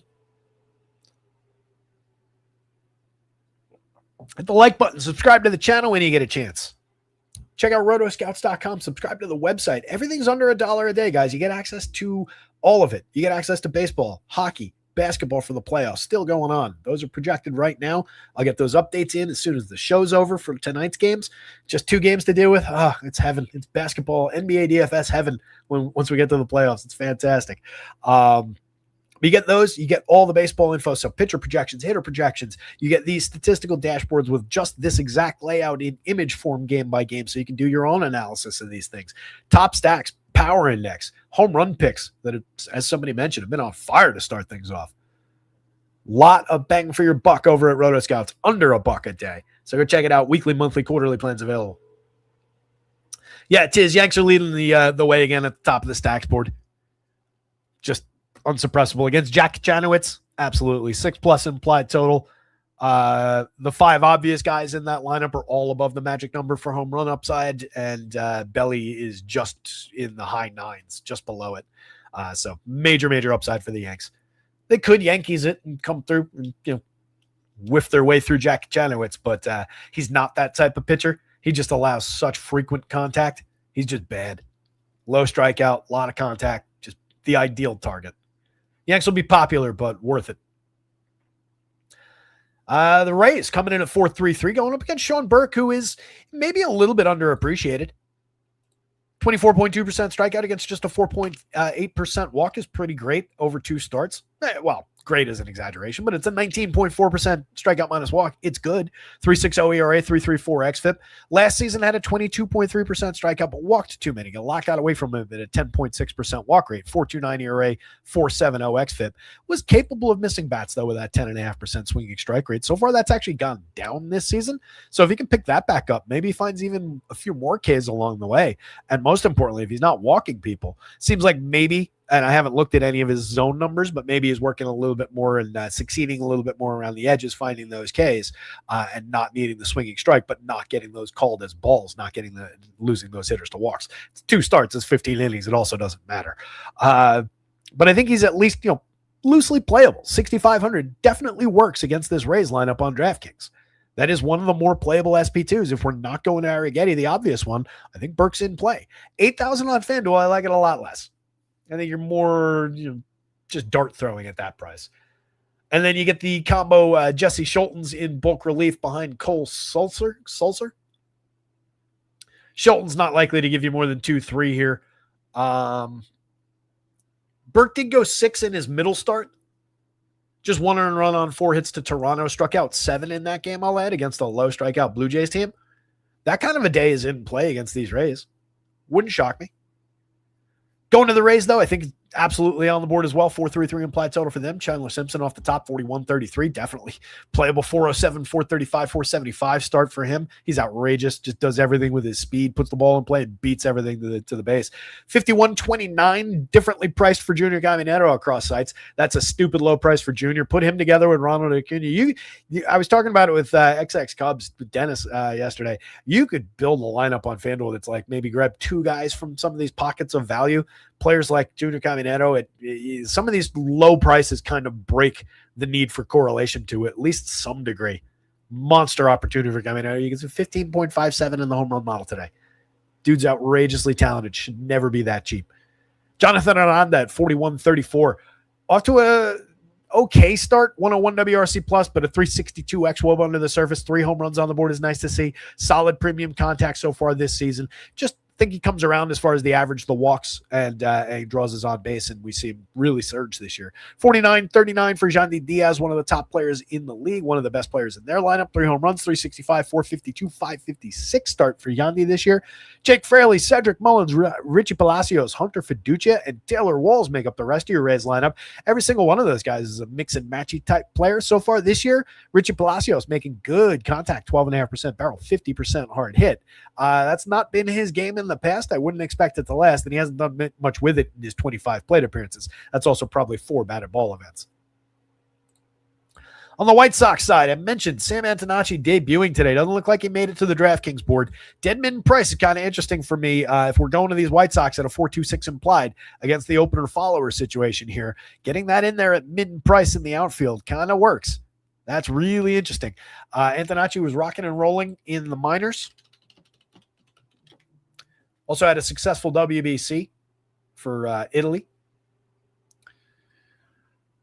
AAA 67 plate appearances so far this year, 313, 500 on base, 479 slug, 166 weighted runs created, WRC plus, 2 home runs, 5 stolen bases on the board, striking out just 11.9% of the time and drawing a 22.4% walk rate in a more fair, larger sample last year in 519 plate appearances across high A and double A, split pretty evenly as a 22-year-old, hit 5 home runs, but stole 48 bases, /291, 433, 409 with a 156 WRC plus, struck out 14.1, walked 13.3. So like I said, maybe from that hit tool focused, low strikeout, but can draw walks more often, can get to first base more often type of a profile, and likes to runs a little bit more than his new teammate Chase Maderoth does, who Maderoth not in the lineup today. So one to watch there, and definitely interested at mid price. You can see the reflection of the lack of power in just a 1.88 in the home run model, though. Interesting to see whether he ends up leading off for this team. I think he might. Benintendi kind of miscast in that leadoff role. Throw the lefty into the mix from the top spot is fine, but slow start to his year and a bad overall player over time. Munetaka Murakami launches home runs. He's got 5 on the season. 343 on bases, supported by everything that he did in Japan throughout his career. 21.4% walk so far this season should be maintained, not to that degree, but a very strong walk rate and on base supported by it, run creation supported by it. We'll see if he ends up hitting for average, but we also don't really care as long as that premium contact, 21.2% barrel, 57.6% hard hit is there. He'll do everything we need him to. Think more Kyle Schwarber when you think about Munetaka Murakami. Miguel Vargas, mix and matchy in the 3 spot, overpriced on FanDuel. I do not understand why he's 3,400 at 167, 313, 315 with an 87 WRC plus, and Ronald Acuna is fucking 3,000 at his better start than this. Bad start, but better than this from a what's Acuna? 10 times better than Miguel Vargas? 5 times? 10 times? It's absurd. The pricing makes no sense on FanDuel at all. Colson Montgomery at 4,200, 3 home runs on the board. Slow start to his year, but mashed 21 home runs in 284 plate appearances last year. Okay on the barrel rate at 10.3, but that's down from that small sample last season, where he's really lacking so far is in the hard hit department. I expect all that comes around. That's who Colson Montgomery is. So we should continue to see success. 9.41 in the home run model against the opener follower combo. Tanner Murray, Tristan Peters, Reese McGuire, and Luis Angel Acuna down the bottom of the lineup. Mix and matchy pieces all. We have no better than a 300 on base and a 4-man average of 221. That's pretty bad. 2 guys under the Mendoza line, 1 guy right at it, and a collective 187 average to start the season. That's not a good group of bats. That's part of your White Sox problem. So if you're rostering White Sox, you're maybe picking off one of those guys just for the cheap price tag and putting him wherever he fits. Notably, Reese McGuire at the dead min where you need to play catchers is probably that guy if you're building a 5-man with his team on DraftKings. But you mostly want to build from 5 up, and you don't have Antonacci on the DraftKings slate, so that kind of hurts your value there. Maybe it's just a 3-man on DK. Maybe it's these 4 plus the dead min price catcher, but it's a little thinner on DK, a little bit more to work with on the FanDuel slate. White Sox bats, Rays bats, Sean Burke darts mostly on DK. And don't play the opener follower.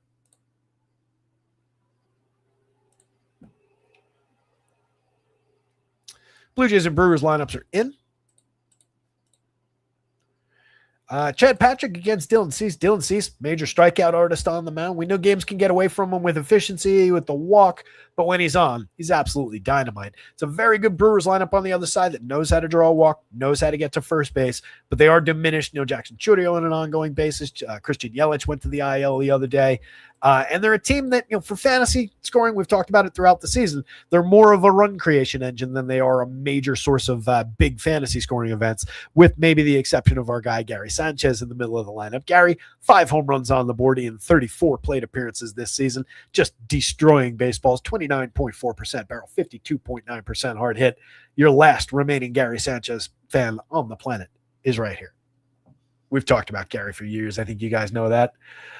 So playable lineups on both sides. I think playable pitching on both sides, but I question Chad Patrick on that FanDuel price. 9,400 feels really expensive when I don't know that I'm getting anything more than 5 innings, and I question whether I'm even getting that. 77 works a lot more on DraftKings. Patrick is good. 12 and a third rough as far as the start this season in terms of the strikeouts and the walks. 0.73 ERA, but a 5.24 xFIP, 5.21 Sierra are more realistic. Last year, in a 23 start sample, 118 and 2/3. Good strikeout rate. Okay on the walks. 3.56 ERA, 4.0 xFIP is probably the more realistic number.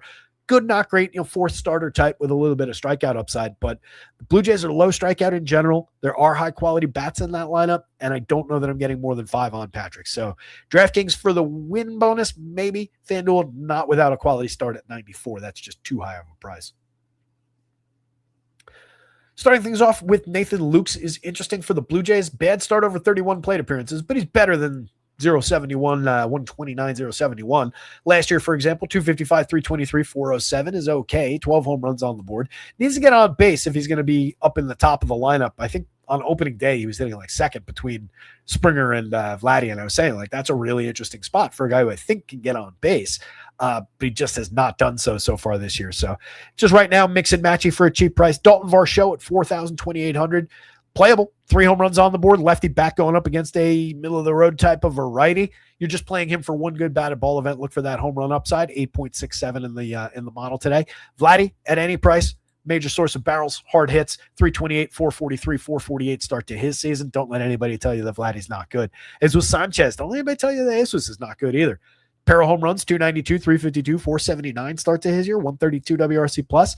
We were probably the breaking news that Jesus Sanchez is actually good around here about a week ago, but people have caught up a little bit. 29, not unfair on FanDuel. 35, still a little bit cheap on DraftKings. Guy who has always hit the ball very, very hard. Kaz Akamoto, interesting at 44.28. Another guy cheap on FanDuel.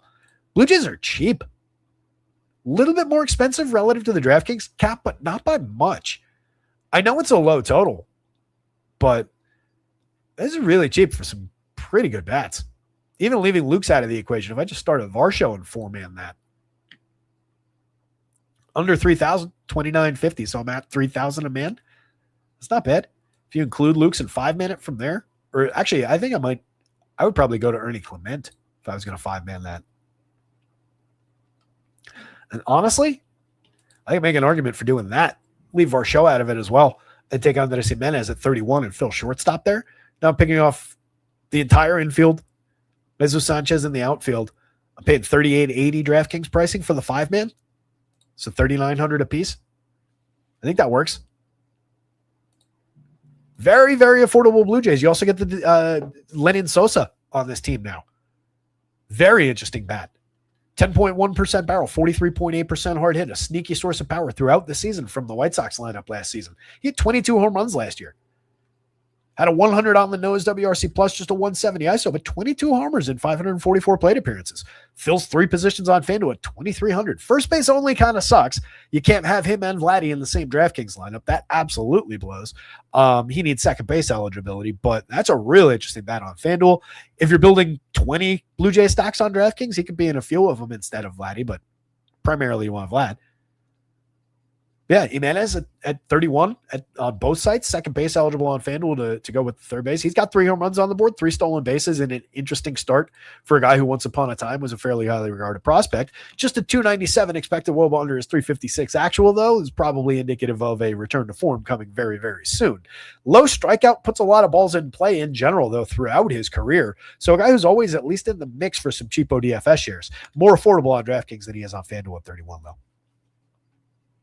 On the Brewers side, you can definitely target Dylan Cease. 13.4% walk rate so far this season, but it comes against a nearly 40% strikeout rate. Last year, 29.8% strikeout, but nearly a 10% walk. 4.55 ERA, but a 3.56 xFIP. Runs can get away from Cease. Opportunities can get away from Cease. And the Brewers are a team that can definitely exploit it. Look at all these double-digit walk rates to start the season. Handful of double-digit walk rates throughout last year. And as we've highlighted a bunch of times with this team, just everybody on this squad tends to get on base. Even in this form of the lineup, without Churio, without Yelich, there's still danger here for a pitcher like Cease. Sal Frelick knows how to get on base. So far this season, just 323, low end start to his year, 63 plate appearances. Not going to worry about it yet. The hit tool should be intact. Low strikeout, decent walk rate out of Sal. William Contreras knows how to draw a walk, also knows how to hit the ball. 291, 400, 473 start. 2 home runs on the board, should hit more. Barrels have come down in small sample to start the season. Last season, they were only at 6.4%. That was a dip from the 10%, but he maintained the hard hit rate fairly effectively year over year as the decline in barrel started. Probably not going to go back to former levels of power, but plenty still there. Bryce Terang's been hitting for more power. 3 home runs on the board, 6 stolen bases. We've talked about the increase again so far this year in barrels. Tripled his barrel rate year over year going into last year, and has taken it up another notch so far this year. Outrageous for a player who's already very good at filling fantasy categories. I already talked about Gary, 5 home runs. His price way up at 3,600 on FanDuel. That's a little silly because Gary typically is going to be a home run or a 0.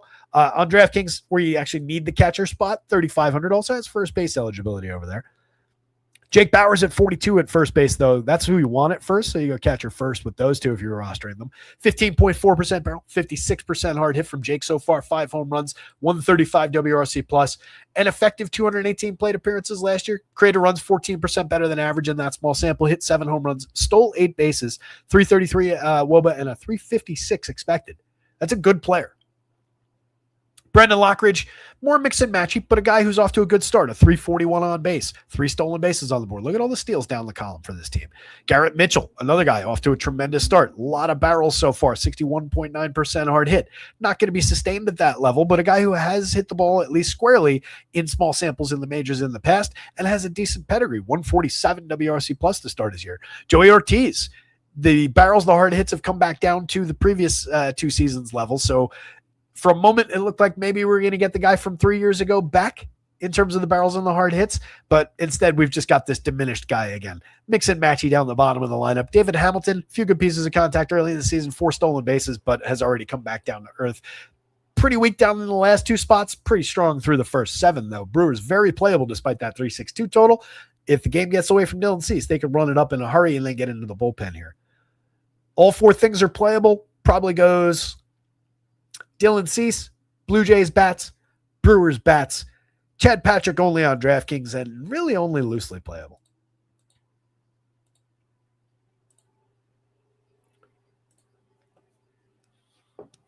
Value pitching spot du jour. Love this Arrighetti spot. 7,300 on FanDuel, nearly a 30-point projection. One of the top just raw projections. If you come in 15 at 85, same price as Emerson Hancock, I would be saying this is a great spot. The fact that we're getting him 1,500 cheaper is ridiculous. Taking on the Rockies, a team we've gone to a couple times already this season, including for some home run power last night. But you can see a little bit showing. Hunter Goodman at 10.48, 9.41 on Mickey. The other guys, halfway or so to the magic number. Arrighetti in the show last season, 7 starts, 19.9% strikeout, 12.8% walk, 5.35 ERA, 5.04 xFIP. It's not who he really is. Year before, 27.1% strikeout. Too many walks still at 10.3%. 4.01 xFIP under a 4.53 ERA, but a 12.2% swinging strike rate. You throw in a guy who can induce swinging strikes and find strikeouts like that into a lineup like these Rockies, who just are free swingers, 28.4% strikeout rate so far. Similar strikeout rate through last season for this same collection of hitters. 25.3% last year, which was at the top of the board right there. There's major upside for Arrighetti, who is off to a good start in AAA this season. Again, last time out, 7 strikeouts over 6 innings, 9 strikeouts over 4 1/3, struck out 9 of 16 AAA hitters against Miami's affiliate back on April 3rd. Major upside for a guy with plenty of experience in the show and successful starts against better teams in the show. Jose Quintana on the other side, no thank you. 6,000, 6,300. No. Just no. Just take Astros bats. 5 implied total for the Astros. Jordan Alvarez at a 10.56, and that might not be enough in the home run model today. He's got 6 on the season, off to a killer start, and the best lefty-on-lefty hitter in baseball in a generation. Going to the Rockies, let me see if we got the confirm. We probably do. Everybody's basically confirmed already. That's great. Make updating after the show real easy. If you're looking for the updated projections for the FanDuel slate, going to get us out of here in the next 15, 20 or so. And we'll have the update right after that with plenty of time still to build. DraftKings gets a little bit later of a start today. 12 games on FanDuel starting at 6:40. 8 games on DraftKings starting in the early 7 o'clock window. This one's on both.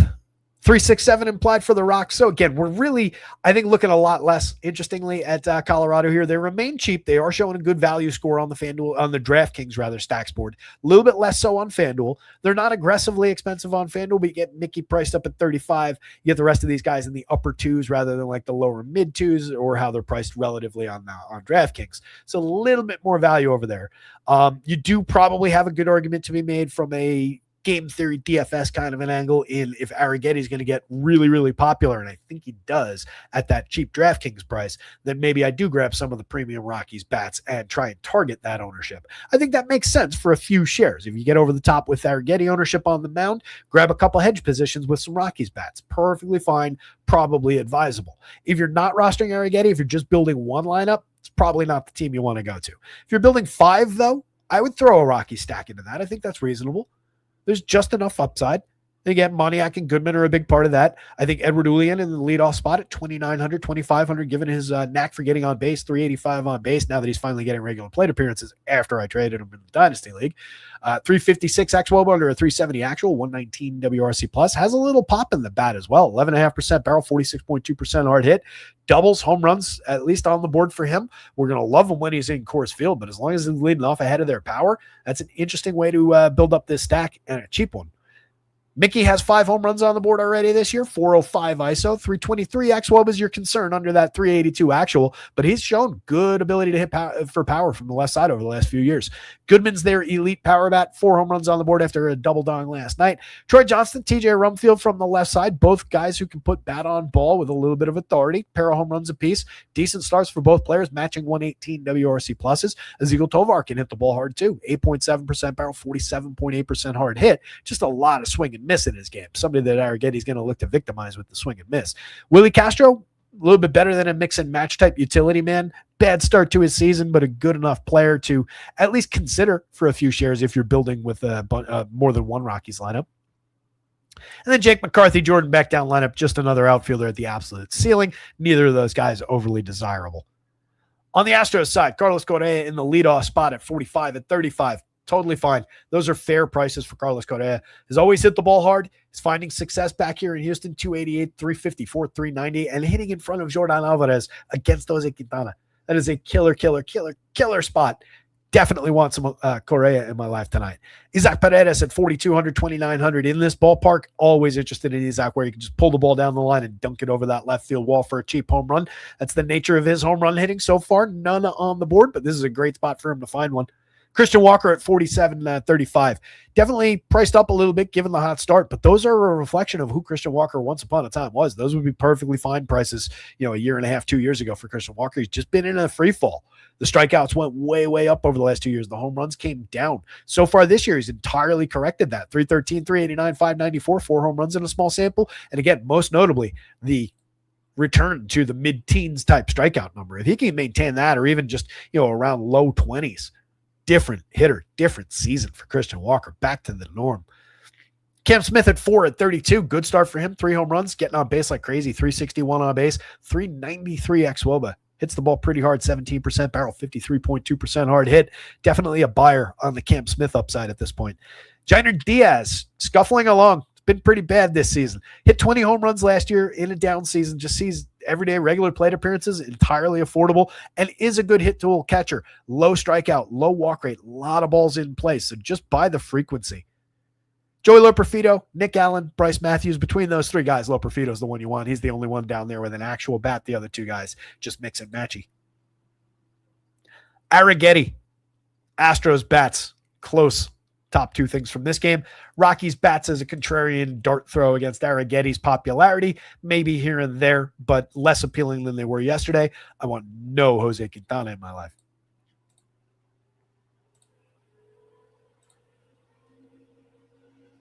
Mariners and the Pods, both of these lineups are in. Some interesting pitchers on the mound. Emerson Hancock out to a great start. Came back to earth a little bit in the third one, but nothing to be concerned about. And definitely has apparently made some changes that I still have to read about on Fangraphs in his how he actually throws the ball. So some interesting stuff. Anytime we have real tangible change that we can point to, as we've talked about a lot. Oh, no Tatis in the lineup for San Diego tonight. So Hancock's interesting and made more so by the lack of a Fernando Tatis, I would argue. 85 on DraftKings, entirely fair. 10-2, outrageously expensive on FanDuel. Under-projected compared to other guys you find in the 10 price range. Under-projected compared to guys that you find on this slate in that price range. That said, 30.6% strikeout, 4.8% walk to start his season is tremendous. A 2.04 ERA supported by a 2.78 xFIP, 2.55 Sierra. First start struck out 9 over 6 innings, no runs, no hits against Cleveland. Second start struck out 5 Angels, gave up 1 earned on 6 hits. Third start again, gave up 3 earned, but only 4 hits over 5 innings. That was against Houston. 5 strikeouts, 2 walks against a much better team. Padres come more toward Houston than they do those other 2 teams. But again, the taking Fernando Tatis out of this lineup has a major impact. So definitely interested in some Arrighetti on DraftKings. FanDuel, the price probably has an impact on the popularity and the depth of the slate. So you could probably get away with some under-owned Emerson Hancock at that price. People maybe shy away from the Padres as well. They are pulling a 4+ implied total. He's not invulnerable on the mound. There's no guarantee of success here. Would maybe consider some cheapo Padres bats, especially if people go away from them for lack of a Tatis. You still get Ramon Laureano in the top spot. 3,400 is a little more than I want to pay for him on FanDuel. 42 works better on DraftKings. I'm fine with how Jackson Merrill's priced. 4 home runs, 3 steals for Laureano. 3 home runs, 4 steals for Jackson Merrill. 2 of each for Xander Bogaerts in the 3 spot. And then Manny. 2 home runs, slow start otherwise at 196, but getting on at a 368 clip is good.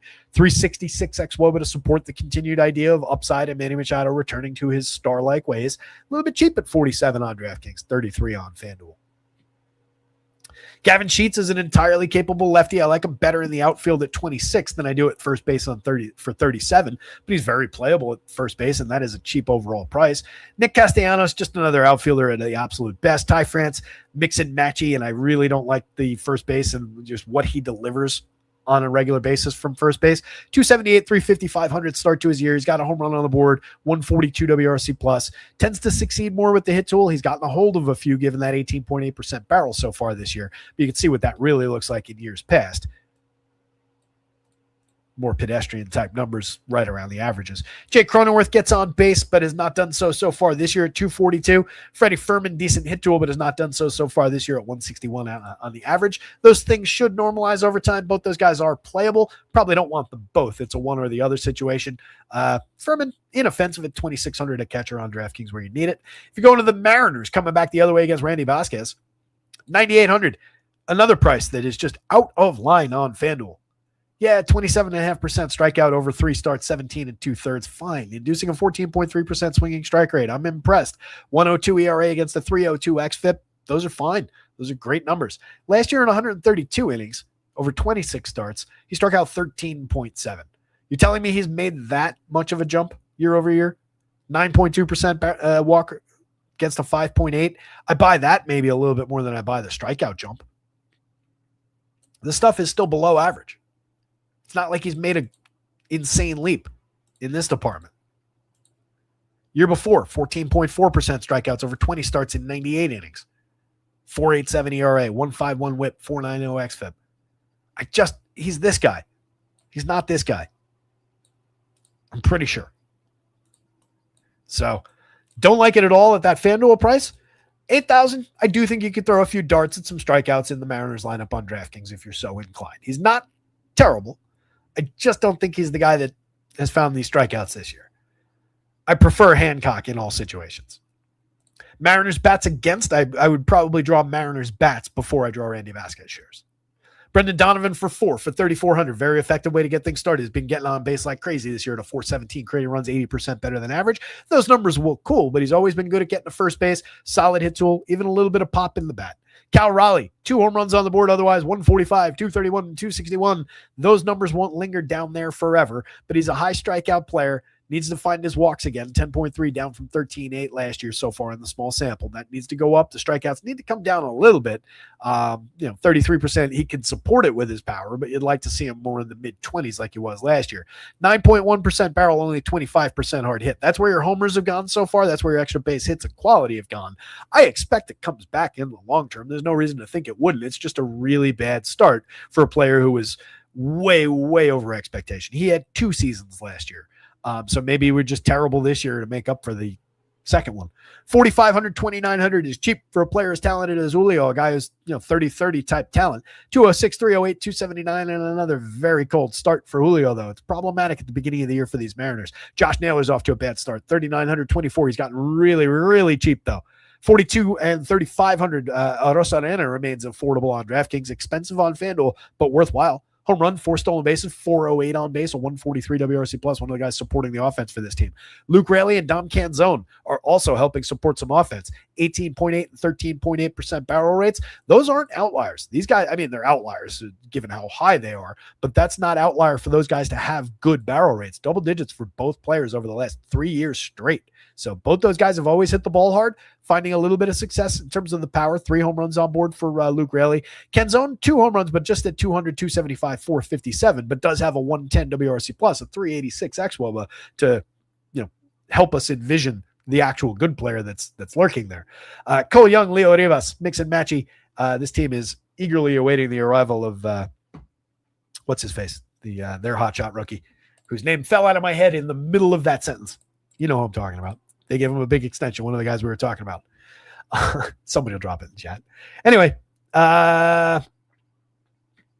this is a super even up 4 corners type game. Emerson Hancock on DraftKings.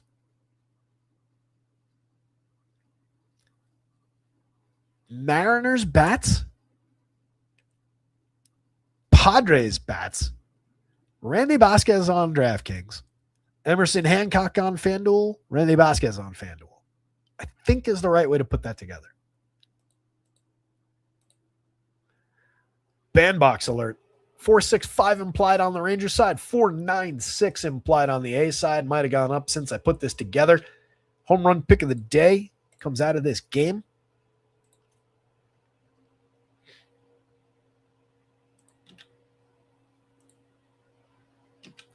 Take care of multiple max down here. If you guys haven't been following along, anybody new out there, this A is not real in Max Muncy's name, but it's the only way we can separate this Max Muncy from the other Max Muncy. Multiple maxes are a problem. This one, off to a very good start, 302, 343, 508, putting up a 206 ISO so far, hit a pair of home runs. 12.8% barrel, 69.2% hard hit. Nothing that we really expected from this player. It's been outrageous to start the year, which is good because some of his teammates have been underperforming. Brent Rooker's on the IL, so he's been helping this team along. I don't expect it to last, but I think he's very playable. 3,900, 3,200, most especially on FanDuel with 3 position eligibility. Makes it interesting and helps this team kind of click together in a lot of ways, given that multi-position eligibility. The bats that you really want, some of the guys up toward the top of this lineup, but it gives it a little bit of depth. Lawrence Butler hitting down toward the bottom of the lineup is also interesting on the A's side. So very solid run total, very appealing stack for the A's. They're going up against Kumar Rocker, 6,700, 7,000. Would not play Kumar Rocker here. He's found an okay swinging strike rate at 11.7% over his 10 innings, 2 starts, 18.2% strikeout rate though, 4.50 ERA, 4.14 xFIP, and has given up some premium contact, couple home runs in the small sample. Last year, 3.83% home run was okay, but he's lucky to be there. 11.8% barrel rate, 47.5% hard hit, 91.2 miles an hour of exit velo. Some of that problem is cut out by just an 8.4 degree average launch angle. But I suspect in a larger sample, that's probably creeps up above 10, given how many barrels he was giving up along the way. So like the big fly ball events become big fly ball events. I think there's more home run downside, and this ballpark definitely helps that. And facing this team definitely pushes that as well. 3 guys in the lineup above the magic number for home run upside. They're the usual suspects. They're the guys that you would probably have clicked on first anyway, but it's nice to see that the model believes in that spot. 2 guys above the magic number for home run upside, but another 2 just under it on the Rangers side to even out the power. I think either of these teams is very appealing. The Rangers are facing JT Ginn. One start, couple relief appearances for Jin so far this season. In the start, which came the other day against the Mets, he only went 4 innings. He hit them over the 4, struck out 4 and walked 1. Maybe we get a 5th inning that makes him loosely playable at 7,300 on DraftKings. It's maybe a dart you could consider throwing, but without the guarantee of that, and with certainly not a 6th inning here, I'm probably not going there even at the cheap FanDuel price. This is a pitcher that struck out 25.3% last year, though. 11.9% swinging strike rate. Was bad in terms of the surface number at 5.08 on the ERA, but a 3.52 xFIP, 3.57 Sierra. So JT Ginn, a little bit better than maybe the reputation might be, but this ballpark works against. The run total on the other side works against. The lack of depth, the fact that we're going to get into the bullpen supports the upside for the Rangers lineup instead of the JT Ginn share. So don't think we go there, even on DraftKings. Rangers bats, Brandon Nimmo. Good start, good ballpark for the lefty with a little bit of pop in his bat, 4,900, 3,600, getting on base at a 395 clip again. If that is sustained through the season like he used to be, we will see a throwback kind of a year all year long from Brandon Nimmo. Very interested in that as a leadoff hitter all year long. Evan Carter has a decent profile. He's been hitting the ball hard to start his season. Hasn't seen really any results for it. Pair of home runs, pair of stolen bases, is getting on at a 345 clip and creating runs. 208, 345, 396 is a mixed bag, a 188 ISO, but a 365 XWOB under the 340 actual. Very, very good and creating runs and hitting the ball hard. That's what we want. Remains cheap in the 2 spot. Corey Seager at 5,000, 3,500 hits the ball very hard. 4 home runs, otherwise underperforming as far as the slash line goes. Even the XWOBA only at 322. We need Corey Seager to kind of bounce back to life here. 15.9% barrel, 45% hard hit says that he will. Jake Berger making great contact to start his year. 4 home runs on the board. Up and down as far as the slash line goes, but a 113 WRC plus. Is betrayed by a 319 XWOB under the 333 actual. Neither number stellar, but the 319 slightly below average. Jock Peterson, we'd just be home run hunting against a righty in a good ballpark for home run power. That does put Jock on the board at 2,400 at 3,000. Danny Jansen, catcher with a little bit of pop. 3,200 is a good price where you need the position. 27, he's a lot less relevant on the FanDuel slate, but a 7.69 puts him in the mix. If you're building a bunch of Ranger shares or a bunch of game stacks, you do want to work some Danny Jansen in around the edges. Josh Smith, Josh Young, and Ezekiel Duran down the bottom of the lineup, a lot less so. They're mix and matchy. One of those in any given lineup is fine. 3 of those in a lineup is probably a problem. Starting things off for the A's, Mr. Nick Kurtz, 5,200 on DraftKings, 3,100 on FanDuel in the leadoff role, pulling a 14.25 in the home run model. He's off to a slow start at 200 on the average, but a 380 on base, supported by a 22.5% walk rate that's doubled since last year in this tiny sample, which is good because he's striking out 8 points higher than he did last year, 7 points higher than he did last year, and he hasn't delivered the power outburst that he did last year to start. Fortunately, the lack of output comes with a 14.3% barrel, a 60.7% hard hit so far. The barrel's slightly down from last year, but the hard hit's slightly up in this tiny sample, and just indicative of the fact that he's making good contact and that he's going to be perfectly fine in the long term.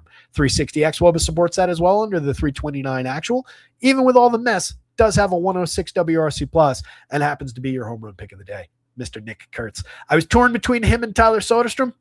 I believe in the end I made Soderstrom the pick from the team. What I wanted to do was pick one of those guys as the main pick of the day and then just have the safety net of Shea Langoliers as the pick from the team. I think if gun to my head, who definitely hits one, it's probably Langoliers, just to frustrate everybody. I should have made him the pick, but love that option, 11.93 in the home run model. Hopefully they all get one, but Nick Kurtz is the guy I went with. 57-36 for Langoliers, 5 home runs on the board amidst another great start to his season. Had a monster season for power last year. Carlos Cortez hiding in the 3 spot at 3,300, 2,400 is not uninteresting. Very good start over 28 plate appearances. Made some interesting contact. Made interesting contact last year in a moderate sample of 99 plate appearances over which he slashed 309, 323, 543, had a 234 ISO. Good run creation mark at 132 WRC plus, hit 4 home runs. Kid's kind of frisky in the outfield while Brent Rooker's out here. That gets us a lefty bat against a bad righty. I kind of like that to cheapen the top of the A's lineup up. Definitely interested in Soderstrom. Like I said, I was torn. I wanted to make him the home run pick too.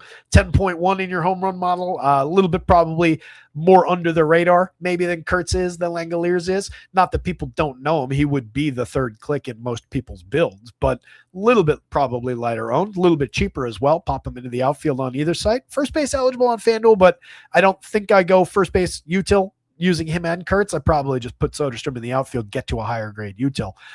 Jacob Wilson, good hit tool, hasn't shown it yet this season, but we know it's there. Jeff McNeil, mix and matchy. Talked about Muncy already. Maybe he should be hitting in the 5 spot, by the way. Lawrence Butler's interesting hiding down lineup given the 2020 talent that he brings to bear. Denzel Clark here for defense. Athletics bats, Rangers bats, maybe a JT Gin dart or two at 73 on DraftKings. I don't think you go to Kumar Rocker. And we close it out with the Mets and the Dodgers. 607. Getting there. Colt Emerson. Thank you, Larry. I knew Larry would know it. Yeah, it is. Ohtani scores for pitching today, not for hitting. That's how it always is when he's hitting. Or when he's pitching, rather. But he's in the lineup. He will be batting there. So he does feed the machine. Oh, wait, he's out of the lineup. Is that what you meant? Is he actually not batting at all today? Day off in the lineup? I'm just seeing now the projected lineup changed. So I'm going to assume they announced that. It's still just the projected lineup. That's a minor. I mean, that's a stupid thing to say. I almost said that's a minor downgrade, taking Shohei Ohtani out of the lineup. It's a major downgrade for a lineup that remains incredibly elite. But it probably dings their total a little bit, I would think, from the 4.40. And the thing about facing Clay Holmes is that he's a good run limiter. He's very good at checking home run power. You can see even Kyle Tucker just barely over 5 in the home run model. I think Ohtani was slightly over 10, but Clay Holmes does have an impact on home run upside. Negative 4.1 degree average launch to illustrate the point so far over his 3 starts so far this year. Last year, 4.4 degrees on the positive side, but still very, very low. Sub 2% home run rate. So Clay Holmes can be tremendous at limiting runs or at least taking the home run ball away. Just saw the Dodgers lineup is confirmed. I think it's the exact one I just pasted in, but I might as well grab it just in case. So the Dodgers still dangerous for Holmes, but that play just got a little bit safer. Didn't I? Oh, no, I put it in the projector. That's right.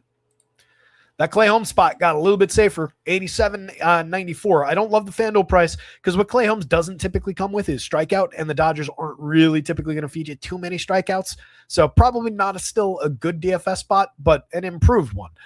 Dodgers still playable against, but you do have the reduced upside for home runs. Mets against Ohtani, who is still pitching, I think. 9,500 on DraftKings, 10.9 on FanDuel. Over his 2 starts, just a 17% strikeout rate so far this season.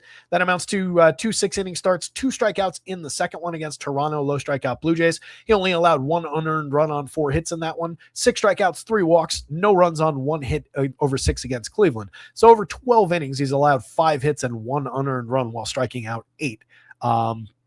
Not a bad start by any means. Maybe not a great start as far as the Ks. 47 innings and 14 starts last year, had a 33% strikeout rate. Going back in time, 31-5 over 132 innings in 23 starts several years ago. If it's me, especially with a deep pitching staff like the Dodgers, I hate to say it because it does take something away from them, but I don't have Shohei Ohtani pitching. I just don't. He's too valuable in the lineup. He's a good, not great pitcher. That's not fair. He's a great pitcher. They've got the depth to not need him to pitch. And I don't think he's as big a difference maker on the mound as he is just in the daily lineup. I wouldn't do it. It's a weird thing to say. I think there's too much risk of injury. You lose him for half a season because of an arm issue. You gonna take that bad out of your lineup all year because he hurt his elbow pitching? And especially if he's only going to be at this level, which isn't going to be the case. But let's say he comes out this year and he's only striking out hitters 25, 28%. Pitching to a 3 and change ERA, 4.58 xFIP so far this season, 2 starts. Become skeptical of the usage on the mound. Anyway, Ohtani. Absolutely. That's not a problem today. You definitely want to play Ohtani. You can fire away against the Mets. Good as they are. No, Juan Soto has been devastating to this lineup. They've just been bad out of the gate this year.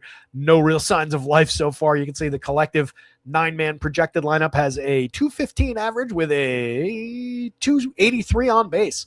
Creating runs. Ouch. 23% worse than average as a 9-man lineup. That's pretty bad. But there are some great players in here. We know Francisco Lindor is an all-star. Lubov playing well to start his Mets career. 2 home runs, 2 stolen bases, getting on base at a 409 clip is important for a player like Lubob, their most expensive player today. Jorge Polanco, former top-end type player, sub-all-star, but good player, fairly priced amidst a bad start to his season. Bo Bichette, former all-star, 41.29. Bad start for him at 227, 272, 307. Had an elite slash line, hit 300 for the season last year. Frankie Alvarez has 4 home runs on the board. He's been making great contact all season long to start. All season long. We're 2 weeks in, 55 plate appearances. But he has. That's what we're looking for from Alvarez. Hit a ton of home runs 2 years ago. Really interesting bat if he can maintain that and maintain the gains that he's made in strikeouts in this small sample. Shaved 8 points off that strikeout rate. Brett Beatty, Mark Vientos, 2 of our favorite hard-hitting late lineup surprise type guys. So far this season, no real success outside of the 1 home run from Vientos when he was the home run pick of the day last week sometime. Semien, Benji, pretty bad starts from probably pretty bad players. Semien had a great career, but we're just done. And Benji, the career never really got started. Maybe he becomes something. I don't want to take Benji away as a prospect. It's too young and it's too early to do that. 143, 236, 204, though, not the start they were expecting when he broke camp with the team. Kyle Tucker remains elite in the leadoff role, 6,000, 3,800. Bumpy start to his Dodgers career. He'll be totally fine getting on at a 360 clip. Barrels, hard hits haven't been intact. They'll come back. It's Kyle Tucker. Freddie Freeman sliding up to the 2 spot to support Tucker at 5,000 at 3,500. Great spot for him. Three home runs on the board. 113 WRC plus doing Freddie Freeman things. Will Smith, major source of power from the catcher spot and never expensive enough on DraftKings. 4,200 is a phenomenal price for that catcher. Just take that over and over again on DraftKings as a one-off. If you're stacking Dodgers, he's paramount importance. But even just as a one-off, I would go to that on a daily basis.